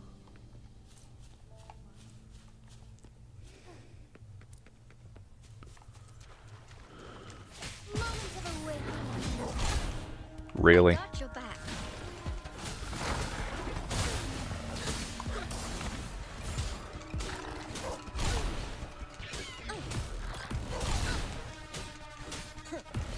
Leave it to me. Woefully.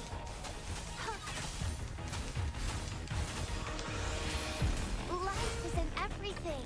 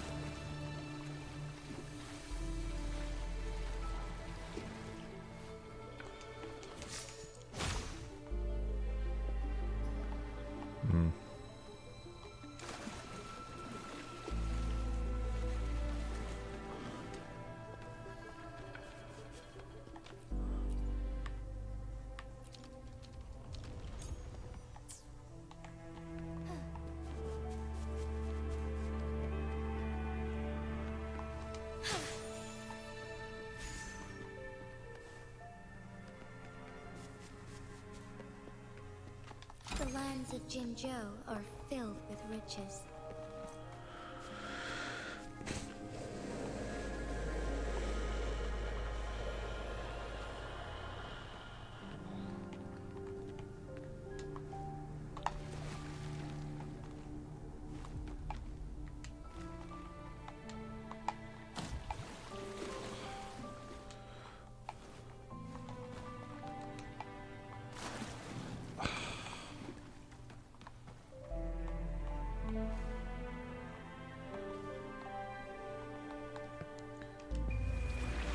That's not... I didn't press that.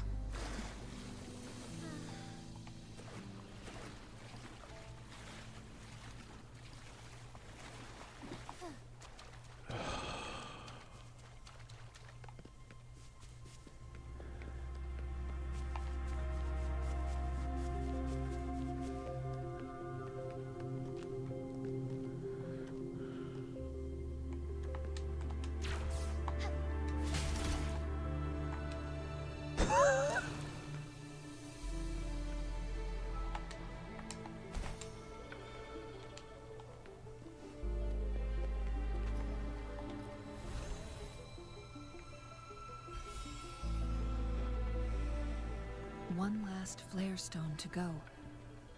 There's a We've Okay. reached the carrier lift.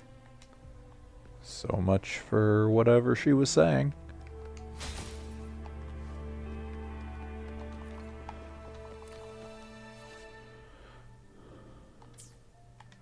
Would these be enough for your needs? Tell me if there's anything else you want.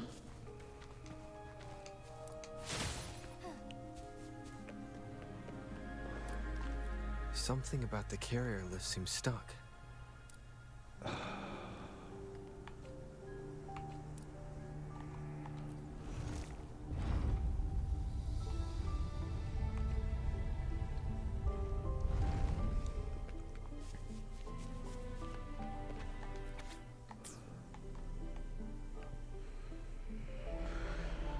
Is that so? So this file confirms that the chronosorters are artificial resonance objects.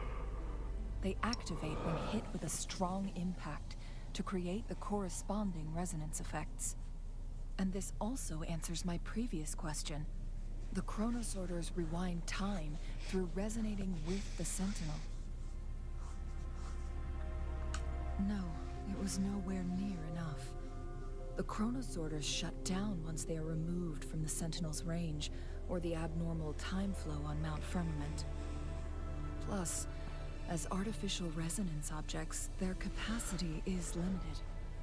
According to the Court of Savante researchers, there was a hypothesis that could potentially make them more powerful, the Second Resonance Awakening hypothesis, which states the collision between two resonating frequencies might cause a second resonance awakening.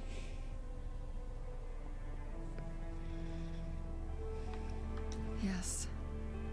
That fight has to happen to trigger a second resonance awakening for Jinshi, so she may exert even stronger resonance abilities, ones that allow her to restore the flow of time.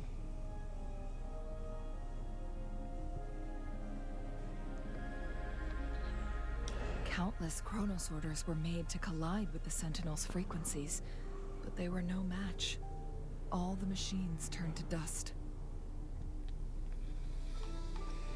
One chronosorter briefly showed the power to restore time before breaking apart.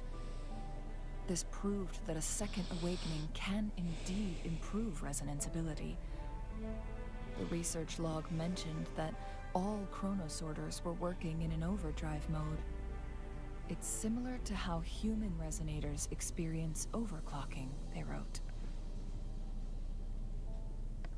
Overclocking happens when a resonator overexerts their ability.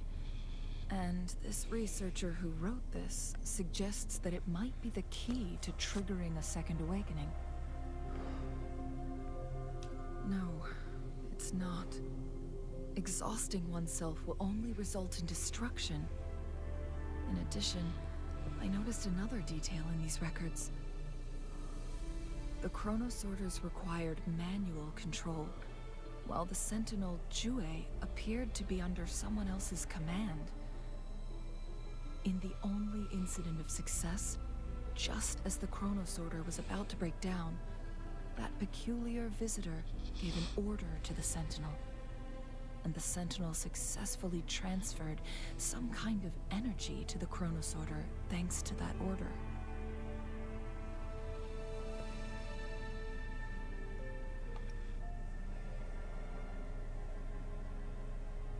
Rover, do you have an idea?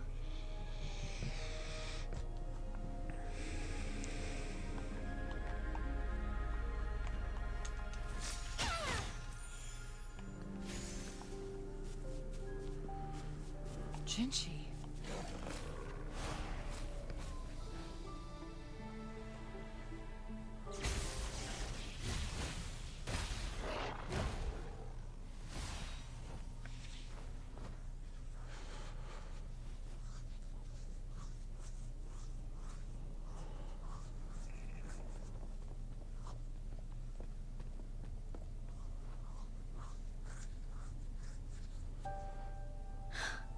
You.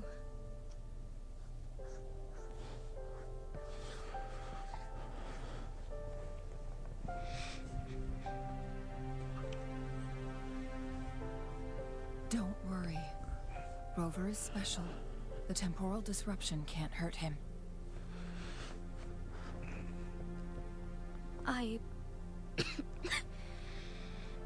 But Changli, you're... I gave my word to be your pawn, and I intend to keep it. As your teacher and courtier, it is only right for me to do so. And let's not forget, without me playing the Wayfinder for Rover, we wouldn't even have him here.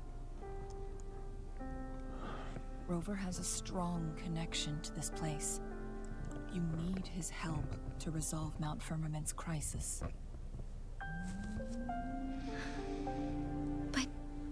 We already owe Rover a lot.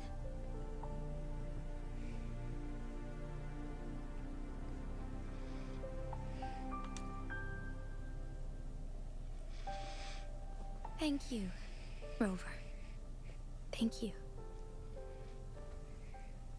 Rover, I will do everything I can to rescue the Sentinel as soon as possible.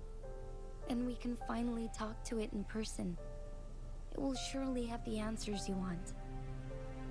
Let's cut to the chase. What did you find in Truthseeker's past, Jinchi?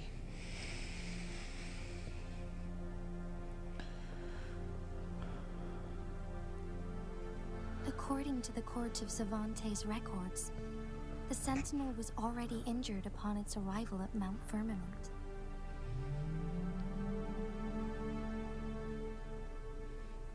As time passed and its condition worsened, the flow of time became unstable here, causing temporal disruptions that could potentially threaten Jinzhou. Only the Sentinel's appointed resonator can restore its temporal mandate.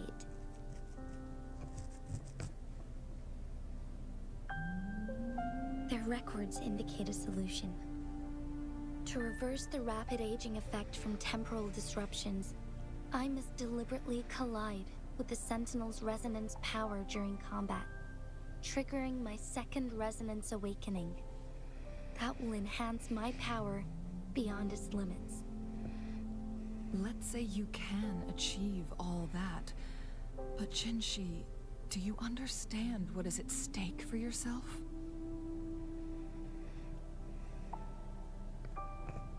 I understand. I share a resonance connection with Jue, but I never took the time to truly get to know it. I've been blind to its suffering for so long. Sentinel Jue has been guiding us since the city's founding with its wise words and well-crafted decisions.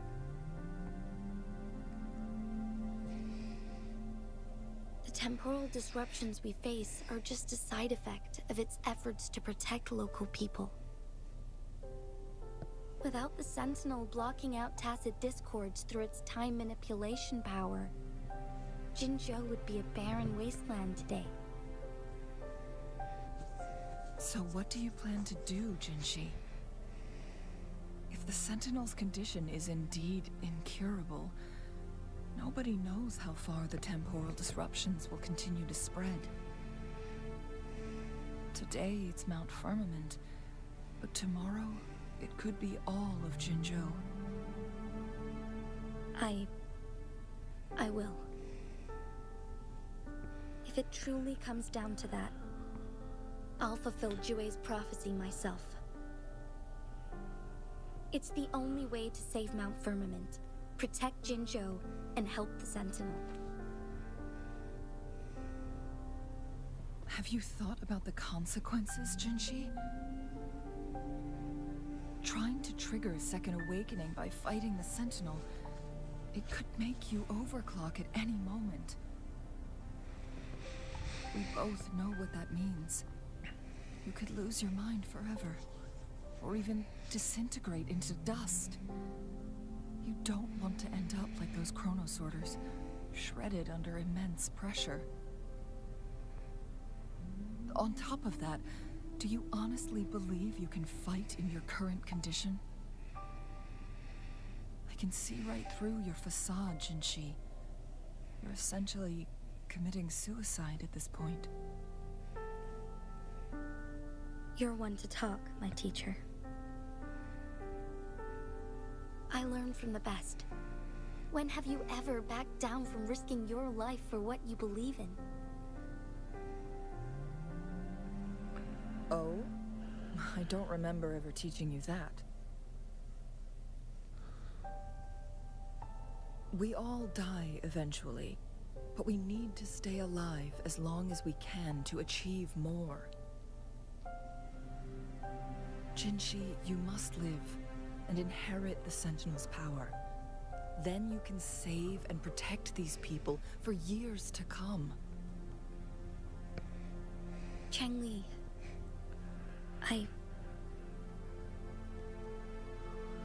Jinshi, I don't intend to stop you. I know you've made up your mind. That's why I brought Rover here. You may have already guessed it. Rover is indeed the hero who fought by our Sentinel's side during Jinzhou's early days. He is also the mysterious visitor spoken of in tales about Mount Firmament. All evidence we've gathered points to this being true. If anyone can help us with the situation at Mount Firmament, it must be Rover.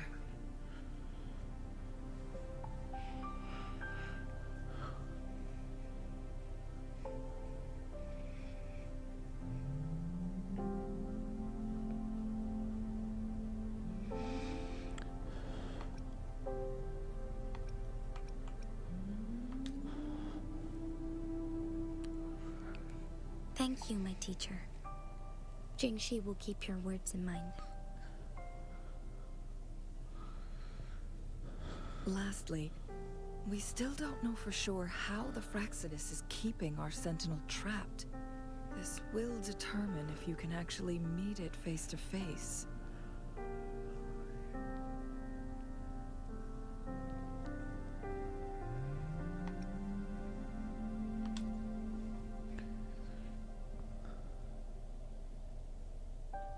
Yes, it could be any of these scenarios. Lady Xingyi is already on the case. We should get an answer soon. The cipher key should be inside the stone chamber, behind its entrance gate. There is one more flare stone to work out. Let's get moving.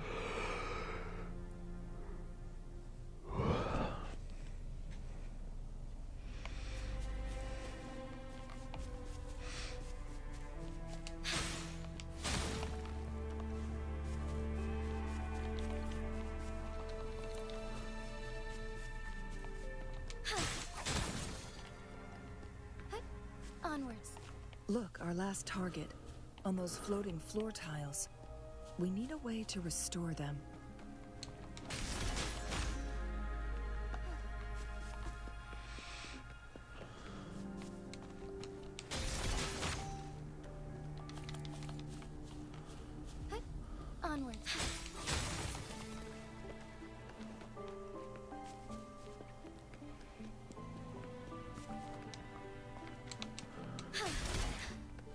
It's not working. We may need to follow a specific order.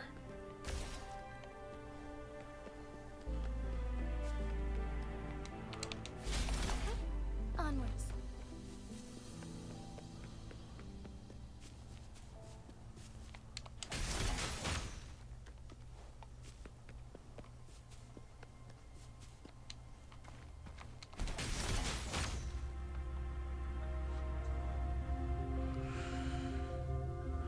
It worked.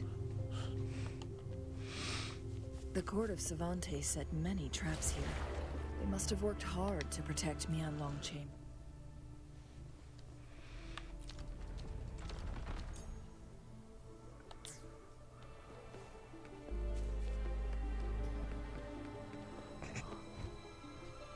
It's a trap! Watch out!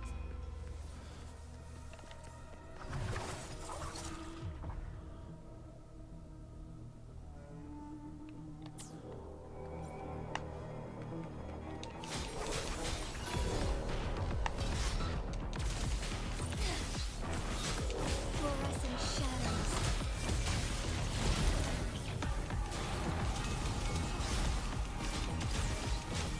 Let it end.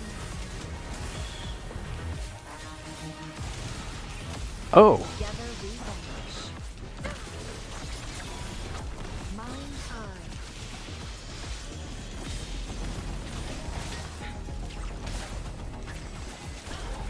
ow.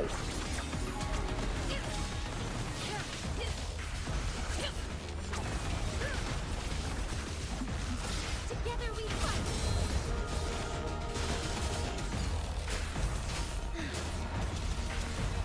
Evil be cleansed.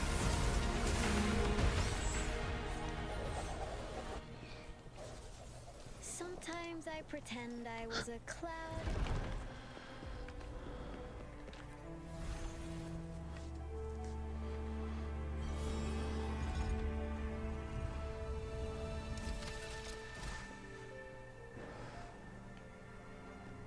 I'm done with all 3 flare stones. Good. Let's head back to the entrance. We should be able to access the cipher key now.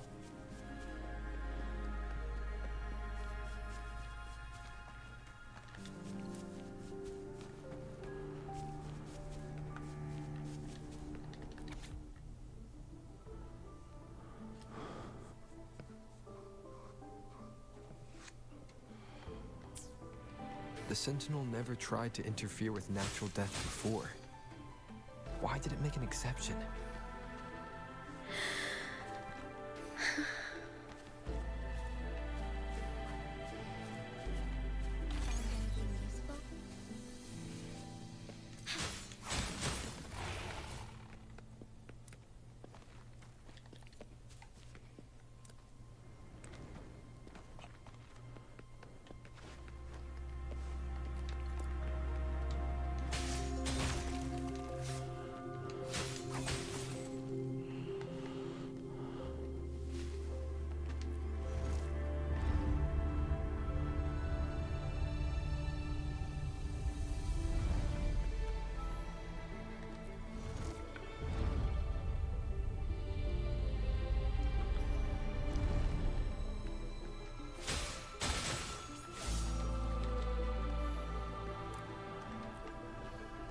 The lands of Jinzhou are filled with riches.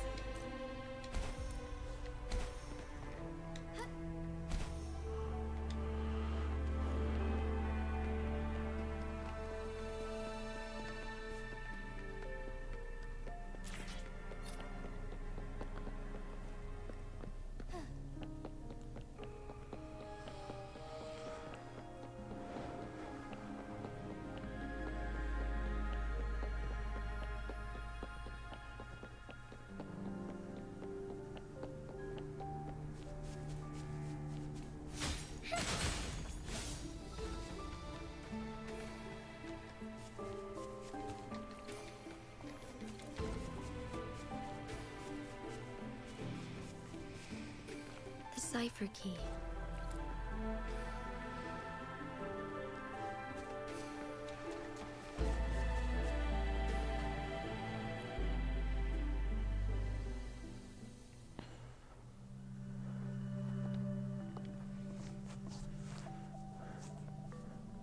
Rover, take good care of the cipher key. I'm leaving the rest to you and Jinji.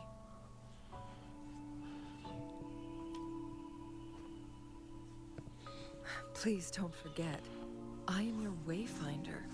I journeyed with you into the mountains to ensure you meet up with Jinshi. From this point onward, I will be counting on you both to go and confront the Sentinel. This is all I can do for you.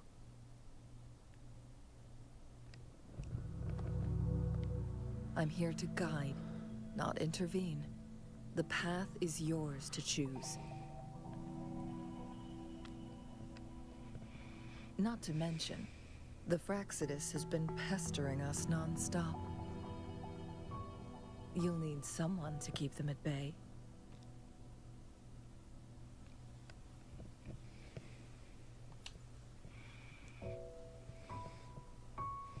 Yes, they've been constantly watching you, interested in your every move.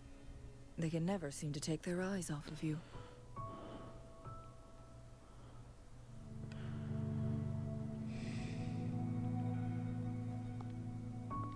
By all means, please carry on without me. As for myself, I have a more fitting location to make my contributions from. Oh, speak of the devils.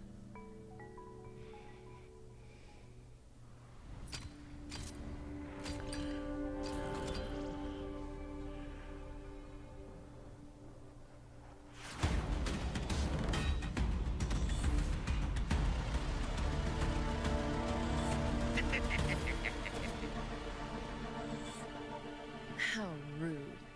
This is not how we greet people here. Allow me to demonstrate the proper etiquette.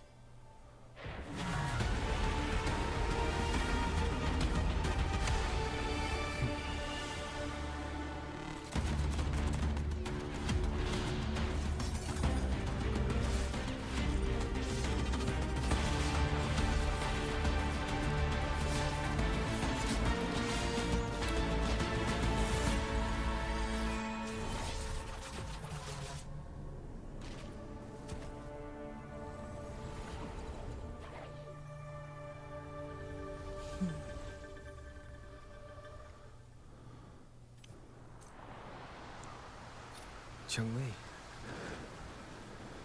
Those artificers are nothing to worry about. Don't worry. Changli has her plans. I don't believe we will run into more ambushes on the way.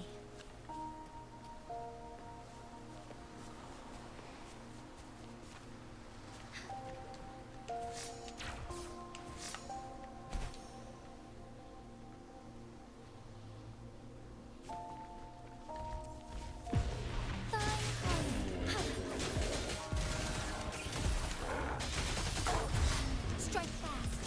Take flight. Sophia. Really? Evil be cleansed. I got your back.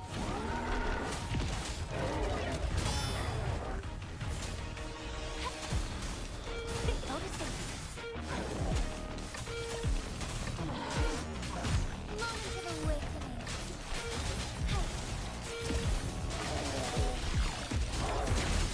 The sky beckons.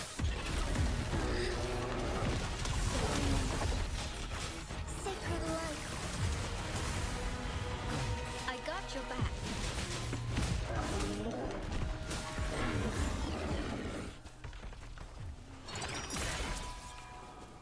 My luck seems good, like always.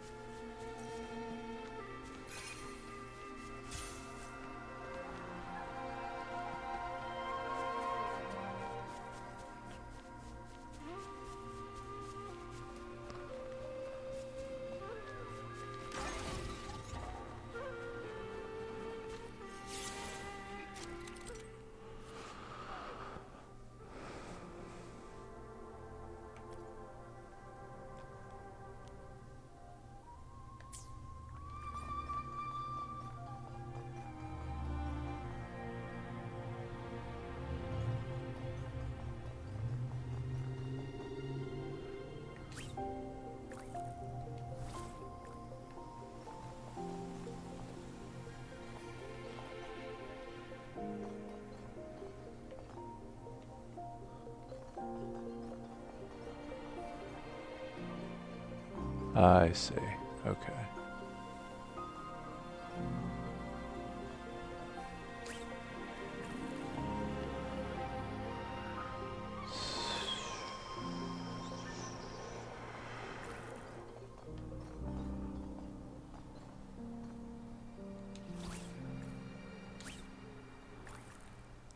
Is this not it?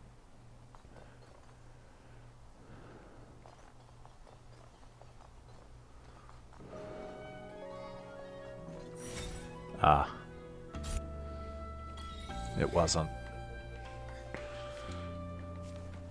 The lands of Jinzhou are filled with riches.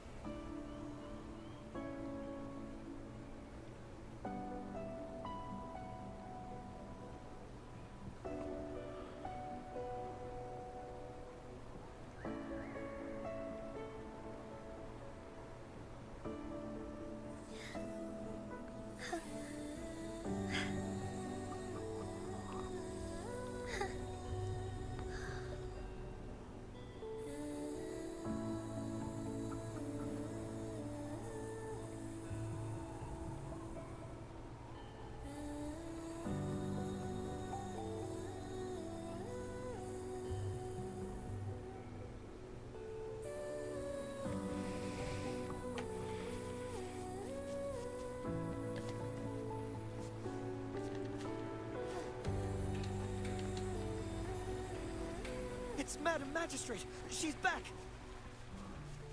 I must go tell Lady Xinyi!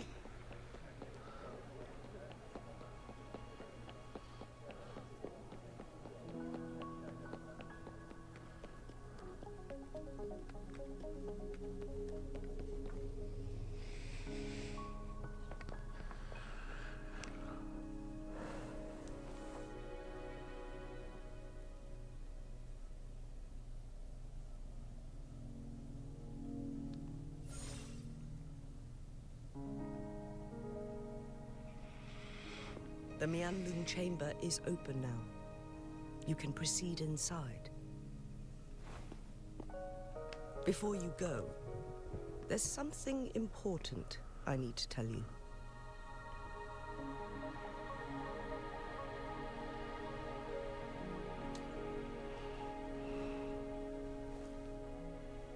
Changli was right. They used the Court of Cervantes' research to trap our sentinel in its resting chamber.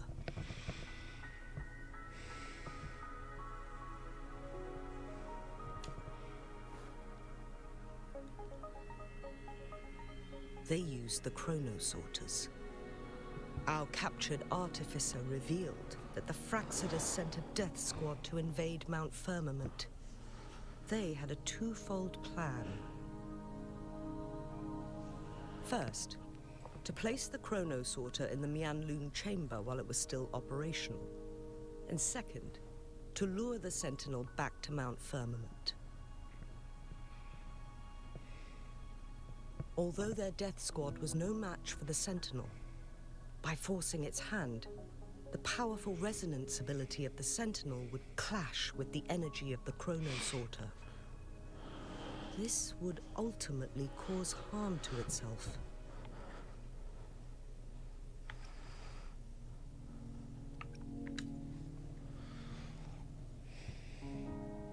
What if the Fraxidus modified those Chronosorters? A whole bunch of them, pushed to their limits, all working together to deliver one massive blow. But not even that was enough to take down the Sentinel. After the first hit, they set up modified flare crests in the Mianlun chamber to form a special force field along with those Chronosorters. It prevented the Sentinel from replenishing energy, and eventually restricted its movement and perception. So, we must free the Sentinel from that force field first. It would be a task more complicated than it sounds. The people of Hongzhen have lived with the Sentinel for generations. We can usually tell if it's in good shape or not.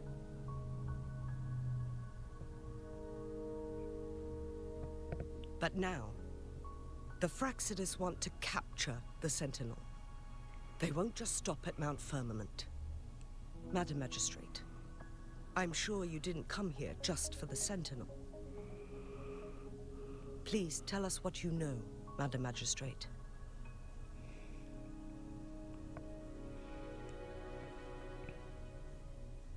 Yes. I will tell you everything.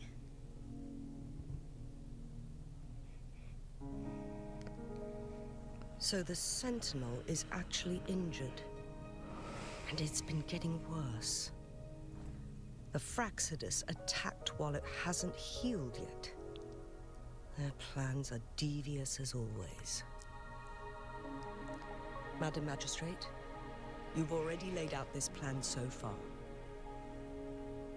It's always a challenge to decipher the Sentinel's intentions. But there were many theories about it in City Hall at the time. I couldn't fathom why it went through such great lengths to retrieve you from Mount Firmament and raise you within our walls.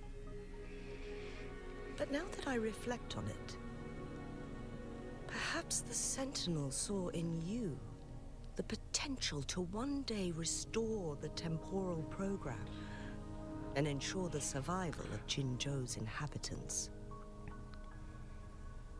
I just never thought you'd be willing to follow through with that prophecy. It was here on this very mountain that I first encountered the Sentinel. Back then, I was too young to remember anything. Even the image of Mount Firmament has slipped from my mind. But this time, as soon as I stood at the base of Mount Firmament, I felt a wave of recognition wash over me. Memories long buried resurfaced with sudden clarity. Lady Xingyi, I was born with my life, my everything connected to our Sentinel. But my duty as its appointed resonator is not the only reason for my decision. I'm following the heart of my younger self before I became Jinxi. The girl who used to laugh with pure joy as she felt the snow from Mount Firmament on her face. I'm a seed, born on Mount Firmament, carried by the wind to every corner of Jinzhou. But now, I've returned to my place of origin. It's time for me to take root and grow into something greater.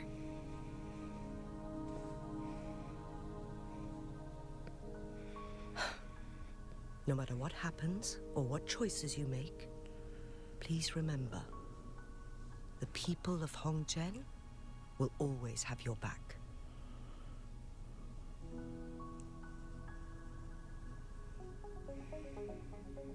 Mount Firmament has been stagnant for eternity.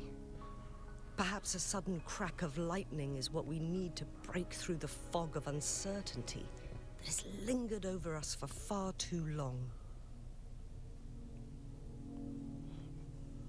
Once you pass through Hongzhen, keep your eyes open for a cave on the northern cliff. That will lead you to a shortcut towards Mianlun Chamber.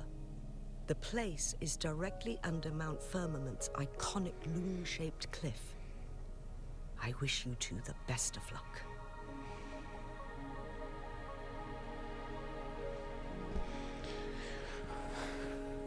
Welcome back. I'll probably be going to get food pretty soon.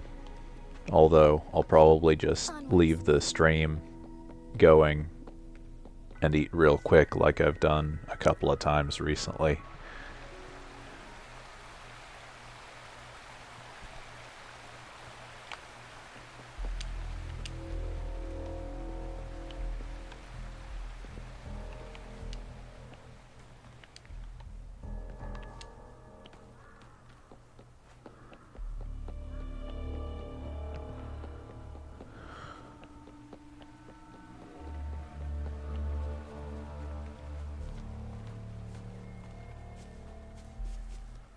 Jinchi, so far everything we know about the Sentinel is still just speculation.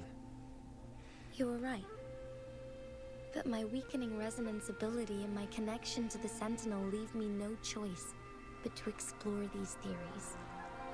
Whether it's fact or fiction, truth or a lie, I have to confront the Sentinel and see for myself.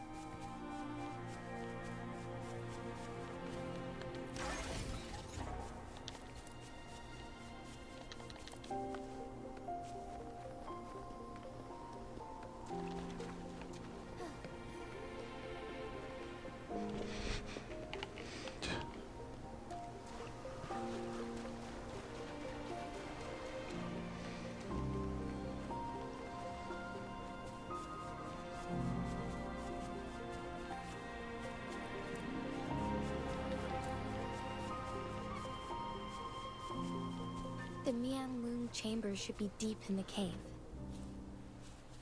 Let's go.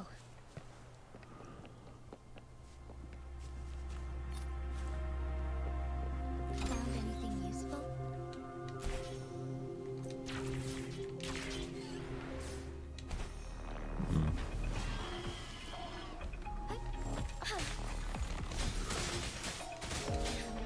Okay.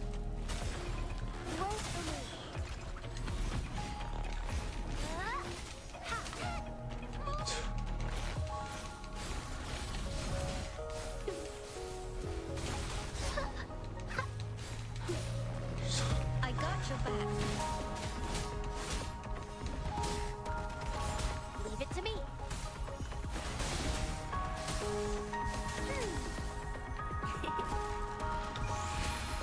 Life is in everything. Fluorescent shadows. Evil be cleansed.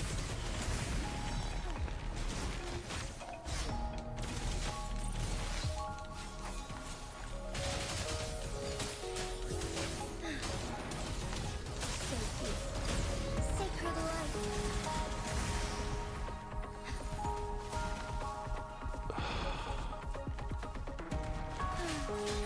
I got your back.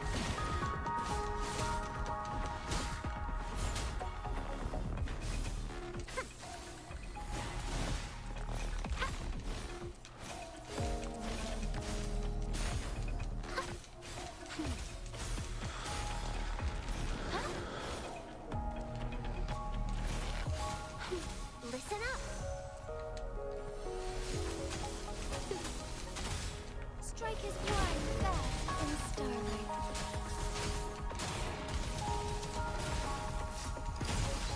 Thus it ends.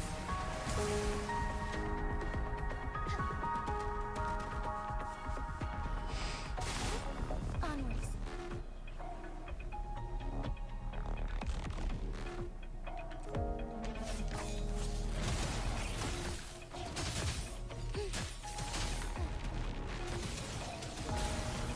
Evil be cleansed.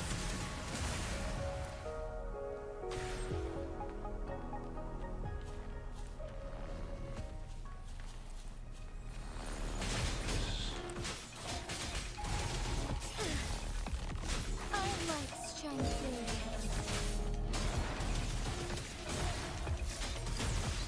Thus it ends.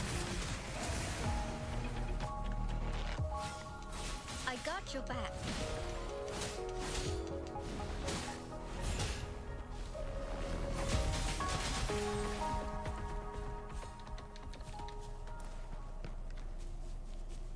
The lands of Jinzhou are filled with riches.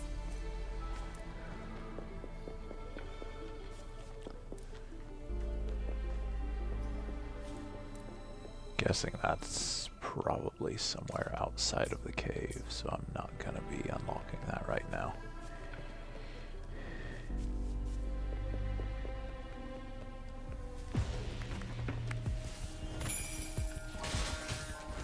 I got your back.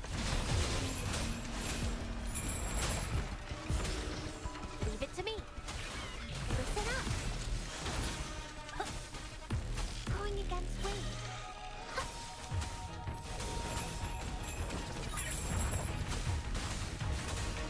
Together we fight.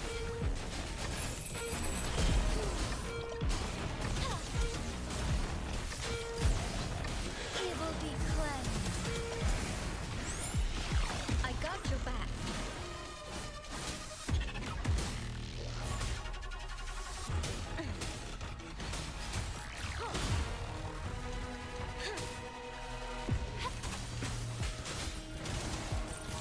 Fluorescent shadows. Sacred light.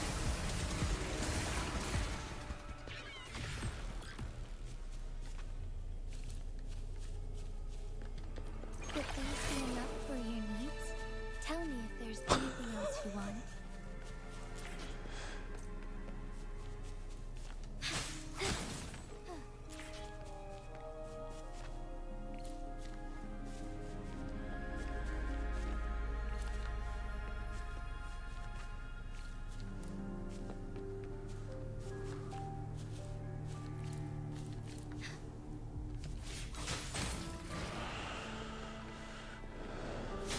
Shine forevermore.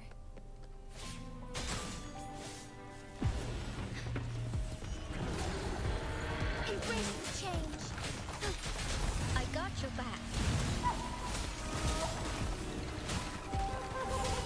Strike as one.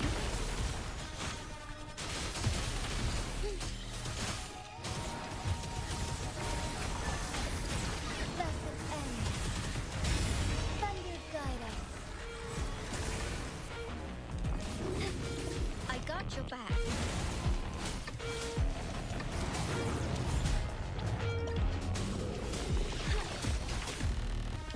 How reliable. Everyone stand down.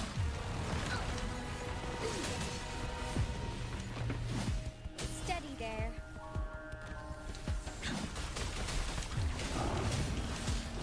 No biggie, just a scratch.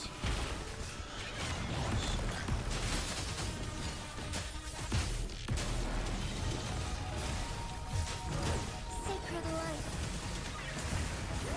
I got your back.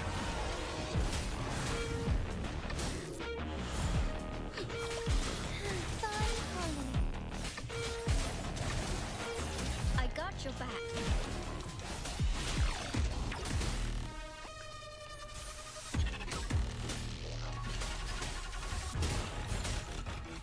Strike as one.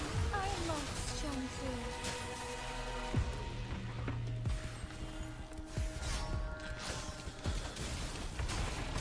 Evil be cleansed.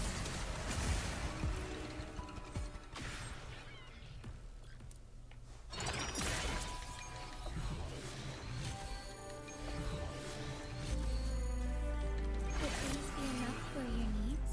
Tell me if there's anything else you want.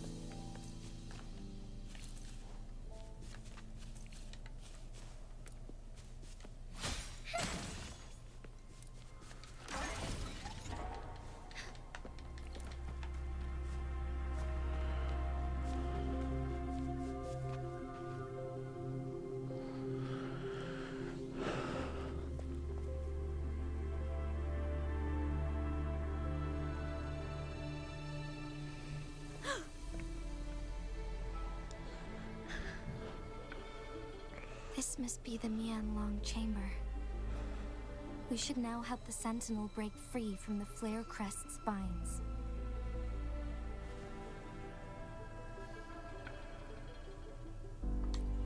Chrono sorters nearby may have frozen this body of water in time. Or it could have been caused by the temporal disruptions here. Either way, we can use it to our advantage. We can walk over the water now. We are too far away to see what's going on inside. Let's go. I still need more information to determine what we should do next.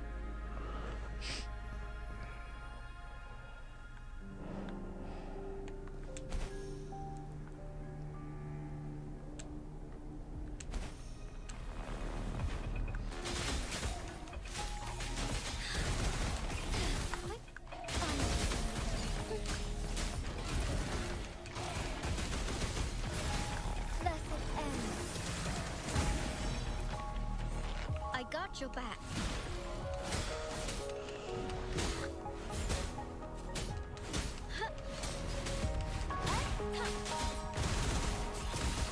Fluorescent shadows.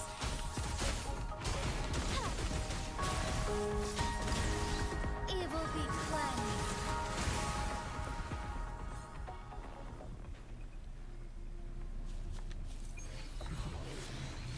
The lands of Jinzhou are filled with riches.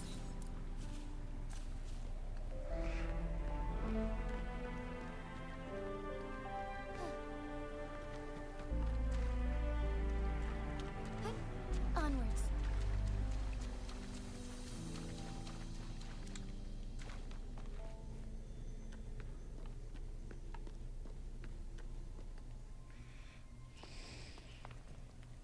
I can feel the Sentinel's presence inside, but it's not responding.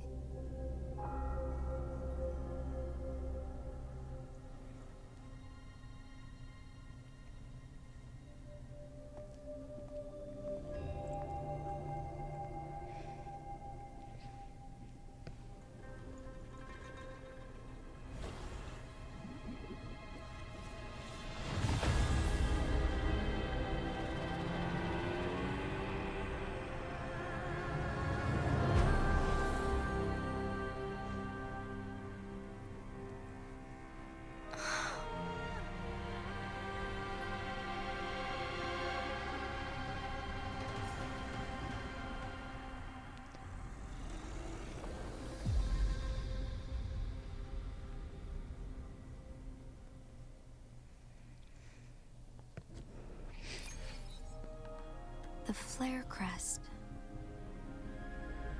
The Sentinel is telling us we need to find the 3 flare stones corresponding to the Flare Crest.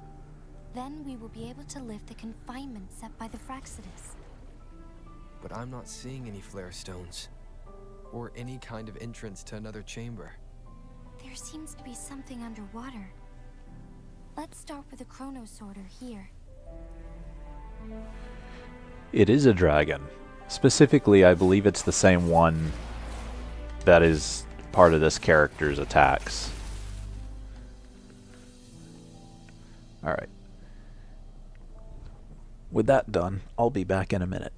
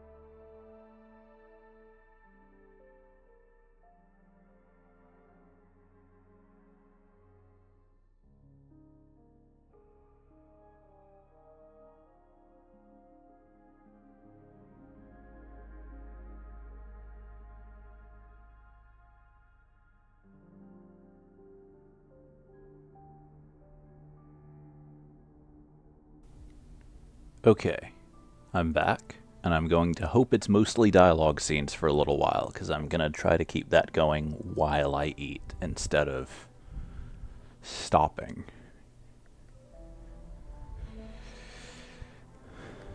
But if a fight happens, it's just going to have to be paused until I'm done eating.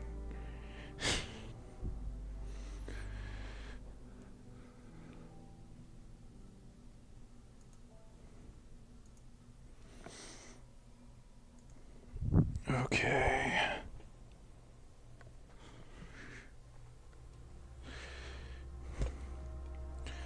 I'm gonna have to check the fridge later after everyone has eaten. We're all just grabbing various leftovers. And if the rest of the leftovers I'm having don't get eaten, I'll probably need to put them in the freezer, because they're not gonna last much longer in the fridge. Fortunately, soup freezes decently well.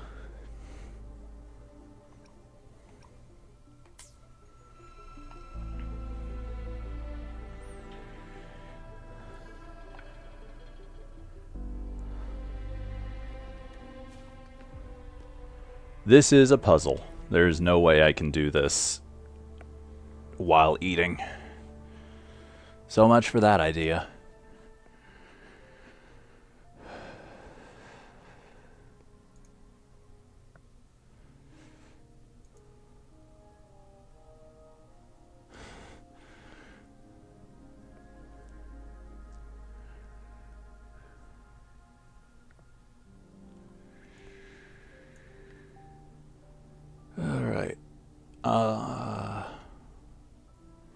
If you're at all interested, if you're not in the midst of conversation and interested in talking, I'll probably jump in streaming at least until I'm done eating.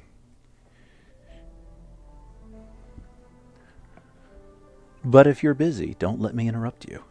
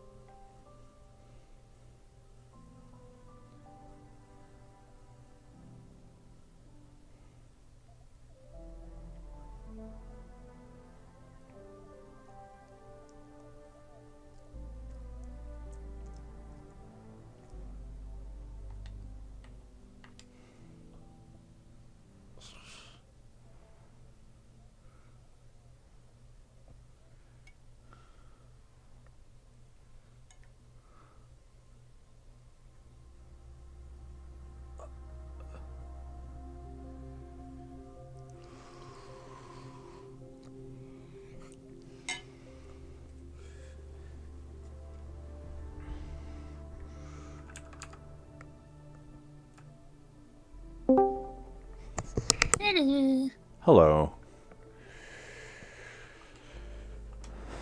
Oh boy. Soup is still very hot. If I had a more stable surface to put it on, I could play while it cools, but I have to hold it level. Hold on 1 second. Did you say something? Something. Ah. I'm so far away. Let me make sure I'll bet I need to change my microphone. I was playing Warframe yesterday, so I probably have it set to my computer headset and Yeah, not like it my... sounds good on stream, but like in here, it sounds Yeah, like you're my talking stream... from across like the house. Unlike Discord, how's that? Much better. Unlike Discord, like on my OBS, I have different scenes set. So when I switch to a scene for a game I play at my desk, everything changes without me having to go do individual settings. Right. On the other hand, with Discord, I have to manually change my microphone depending on whether I'm at my desk or not. And it's a pain, but I can't think of any alternative.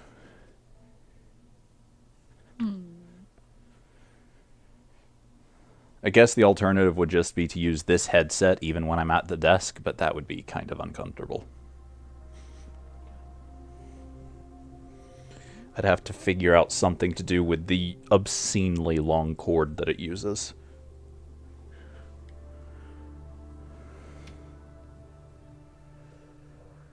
I have no idea. At least at the top of my head right now. There might be some way to...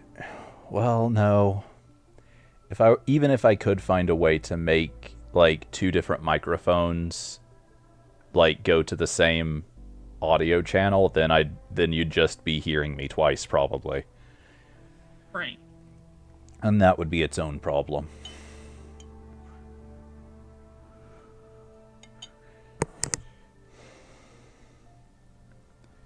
So how has your day been?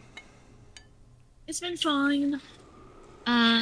We got back earlier, was hanging out with some friends last night, and then today, and then got my nails done. Ate food, and I'm now playing Hogwarts Legacy. And chit-chatting with you. Fun. Yes. And then tomorrow I get to change my oil. Fun. Yes. Do you do that yourself, or do you take it somewhere? Nah, we do it ourselves. That's what I figured. Oh yeah. Like when I was up north, I would take it into like one of the drive-in places. You just sit there and let them do their thing. But now that I'm back here, we'll just do it ourselves. Yeah. Yeah. And knowing your dad, I'm sure he has some spot set aside for it. We just do it in the driveway, or like not in the driveway, but in the carport. Ah. That makes sense. Yeah. And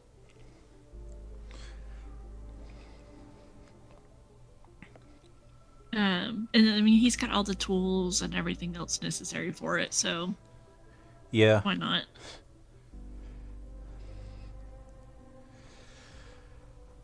I don't know. Now that I've seen how it's done, I guess hypothetically I could do mine myself, but considering the fact that I couldn't do it in the driveway at home anyway, yeah, it's not like it hurts me to go to use it as an excuse to go hang out with Void.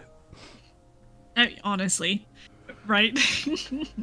And it makes sense you take it to him as well, so. Yeah. Did y'all get everything done, by the way, on yours? Because I know you had, like, one other thing? Okay. Technically speaking, we did not get the brake fluid done, but he said that it's fine to just leave until the next time I need oil. Yeah. Who needs brakes anyway, am I right? Well, more like we got to a point where he realized he needed something he didn't have, but also he got to a point, like, something to do with getting to that point made him realize that they were in better condition than he expected. That's good. So he said with the condition they were in, it'd probably be fine to wait, or would be fine to wait. Yeah. And so it waits.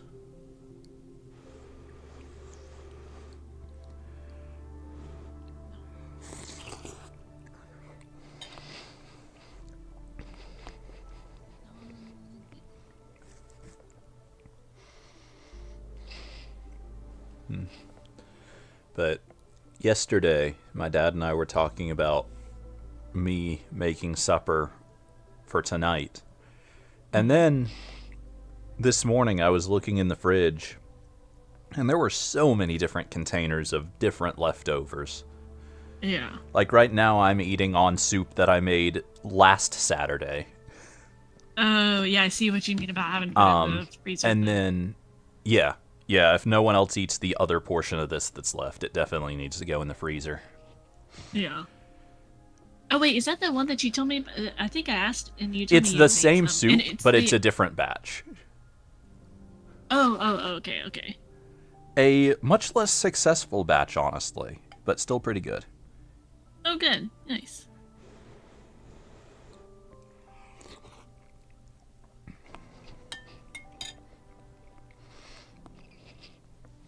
I think the difference is that I used hot sausage last time and mild this time, and I think that's just not quite as good. It's the hot, yeah.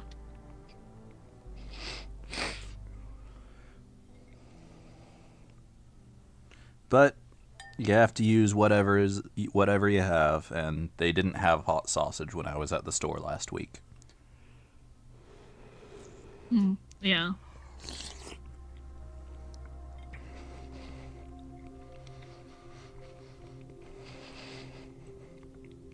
Hopefully you're not hearing me chewing, by the way. I'm sure that would be pretty nasty.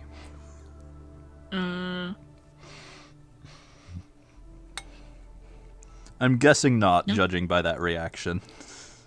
No, But at it's least I hadn't a concern I have realized. anytime I eat while I have a microphone turned on. Yeah. Near me, yes. Yes.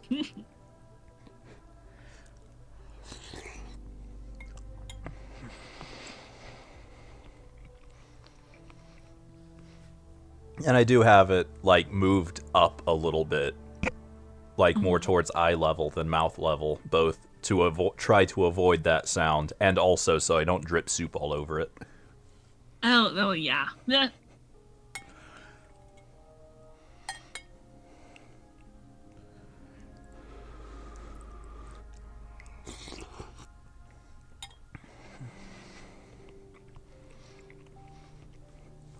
I was especially concerned, though, because I'm literally looking at my OBS, and I can see the audio channel for my mic jump a little bit every time I bite. Let me look on your stream. Let me listen to your stream, too. I mean, if you're not hearing it over Discord, it shouldn't be audible on my stream, I wouldn't think. Yeah. True.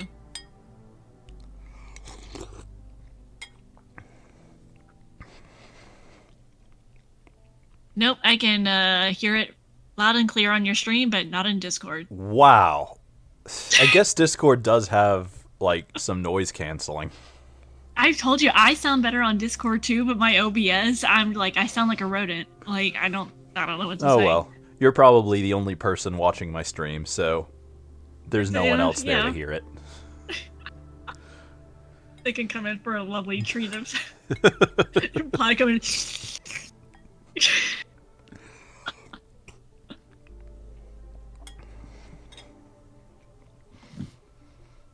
That's funny.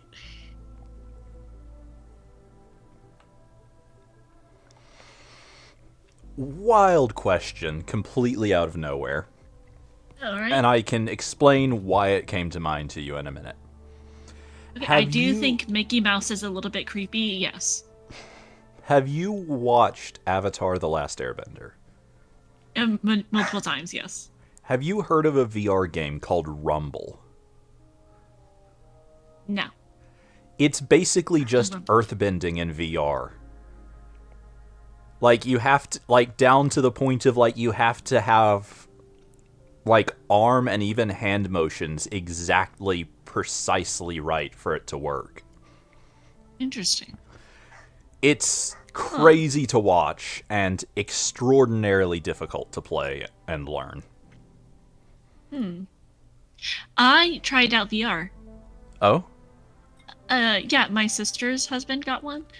And when I had gone up there to visit, I he showed me like his setup that he had gotten, and he invested in like one of the really nice ones to where it's like you can wear with glasses, you can adjust it to like you can either wear with glasses or you can adjust it to like what your vision is, kind of thing. Oh wow. Not like not exactly like, but you know, like your pupillary distance and things like that. Most have That's that. a nice one. Like most of them have that at least. Just because but like the image will overlap if you can't set that. Right. So I knew the pupillary distance one was. Sorry about Daisy barking in the background. No worries. She's doing her normal thing. Small dog. # small dog things. Comes with the territory of being on a Discord call with you. I know it. But like he got a really nice one, and so I'm like, yeah, okay. So maybe if I can wear my glasses and all of that, like I'll be okay.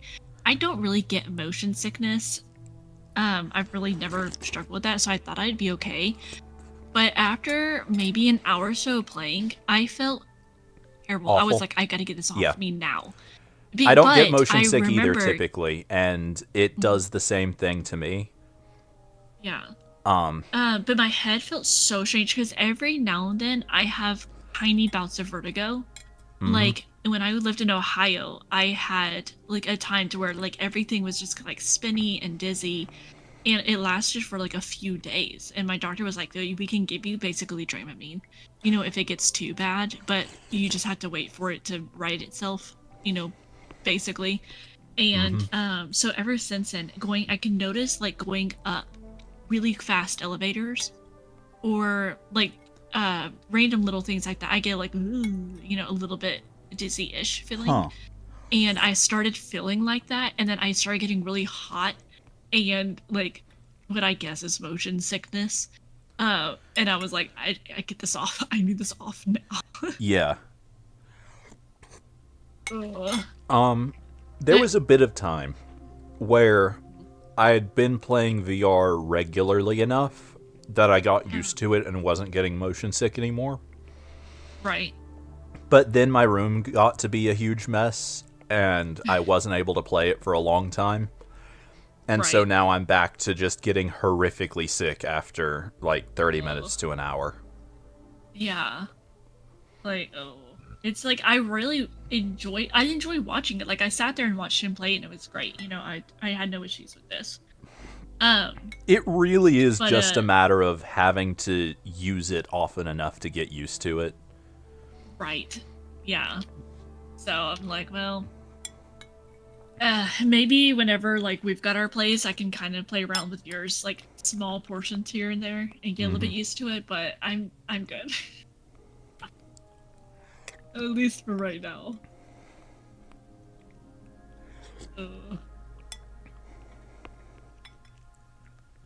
But yeah, I'd love to be able to play Rumble, but I am awful at it. Oh my gosh. Wait, did you like play like a demo or something? No, I like bought it on a Steam sale, I think. Oh, you or have on a it. Oh, like okay. Humble Bundle sale or something. You got Rumble on a Humble Bundle? Probably. I've got a number of VR of VR games. Yeah. I play a lot of Blade and Sorcery. It's a lot of fun. Yeah. There is no game that makes you feel like a complete psychopath the way Blade and Sorcery does. Oh my gosh. There's just nothing quite as unsettling. Like, it doesn't quite look real, but it looks just real enough for you to, like, sneak up behind someone and slit their throat and push them on a cliff and just stand there for a minute just feeling really, really weirded out by what you just did to what looks almost like a human person. Right.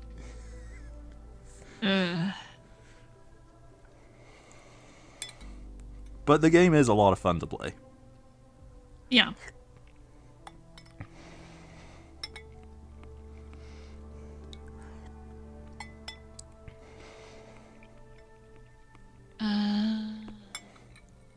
So I was thinking about streaming some of my Hogwarts tonight, and it reminded me to finish setting up my YouTube.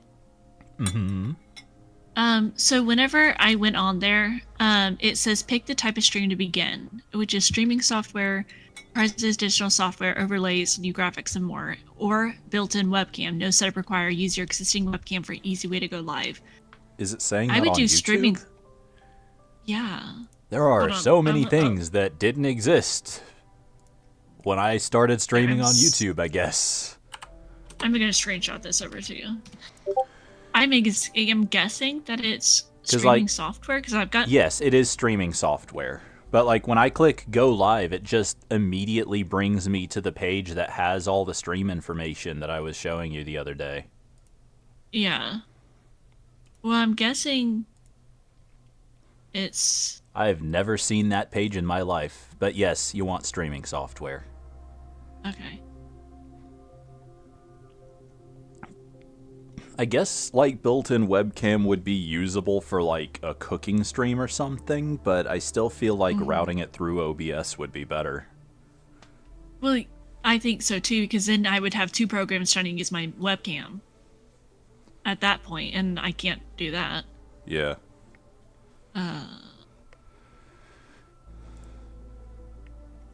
But yeah, just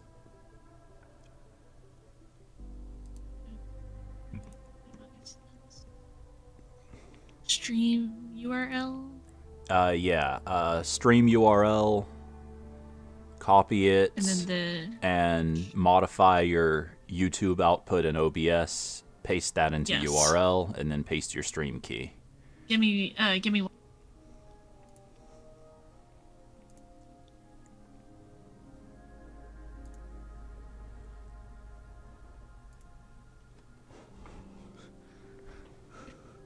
Yes, and string code.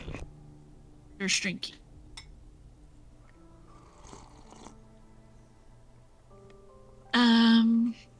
Sync start, sync stop. Mm-hmm. And then that's the only thing I needed to do. I'm pretty sure every other setting is default, but just to be sure, all the other settings just say get from OBS, right? Correct. And frame rate is 1 times 60 FPS. Audio mixer is 1. Correct. Cool. That should be everything. All right. With that, when you click start stream, it should start to both to both YouTube and to Twitch. Awesome. I can pull up your YouTube channel to see and make sure whenever you start.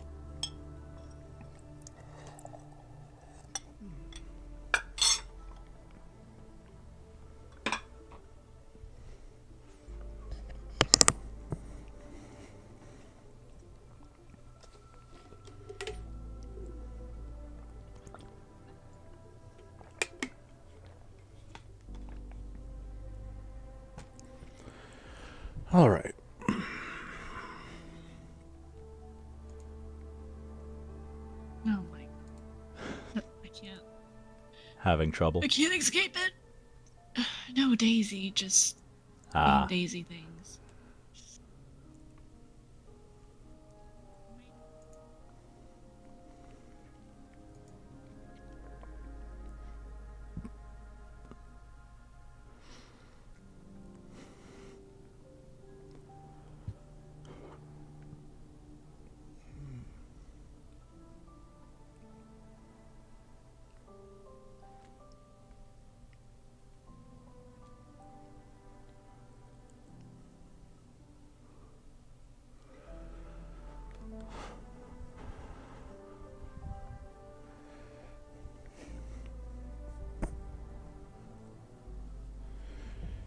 Okay.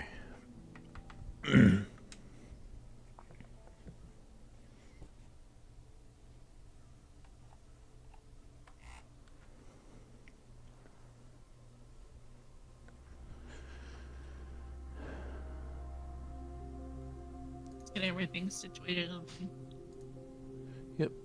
Just let me know whenever you're about to get started and I'll take a look at it. Man, as it turns out, eating really hot soup leaves you a little bit warm. Correct.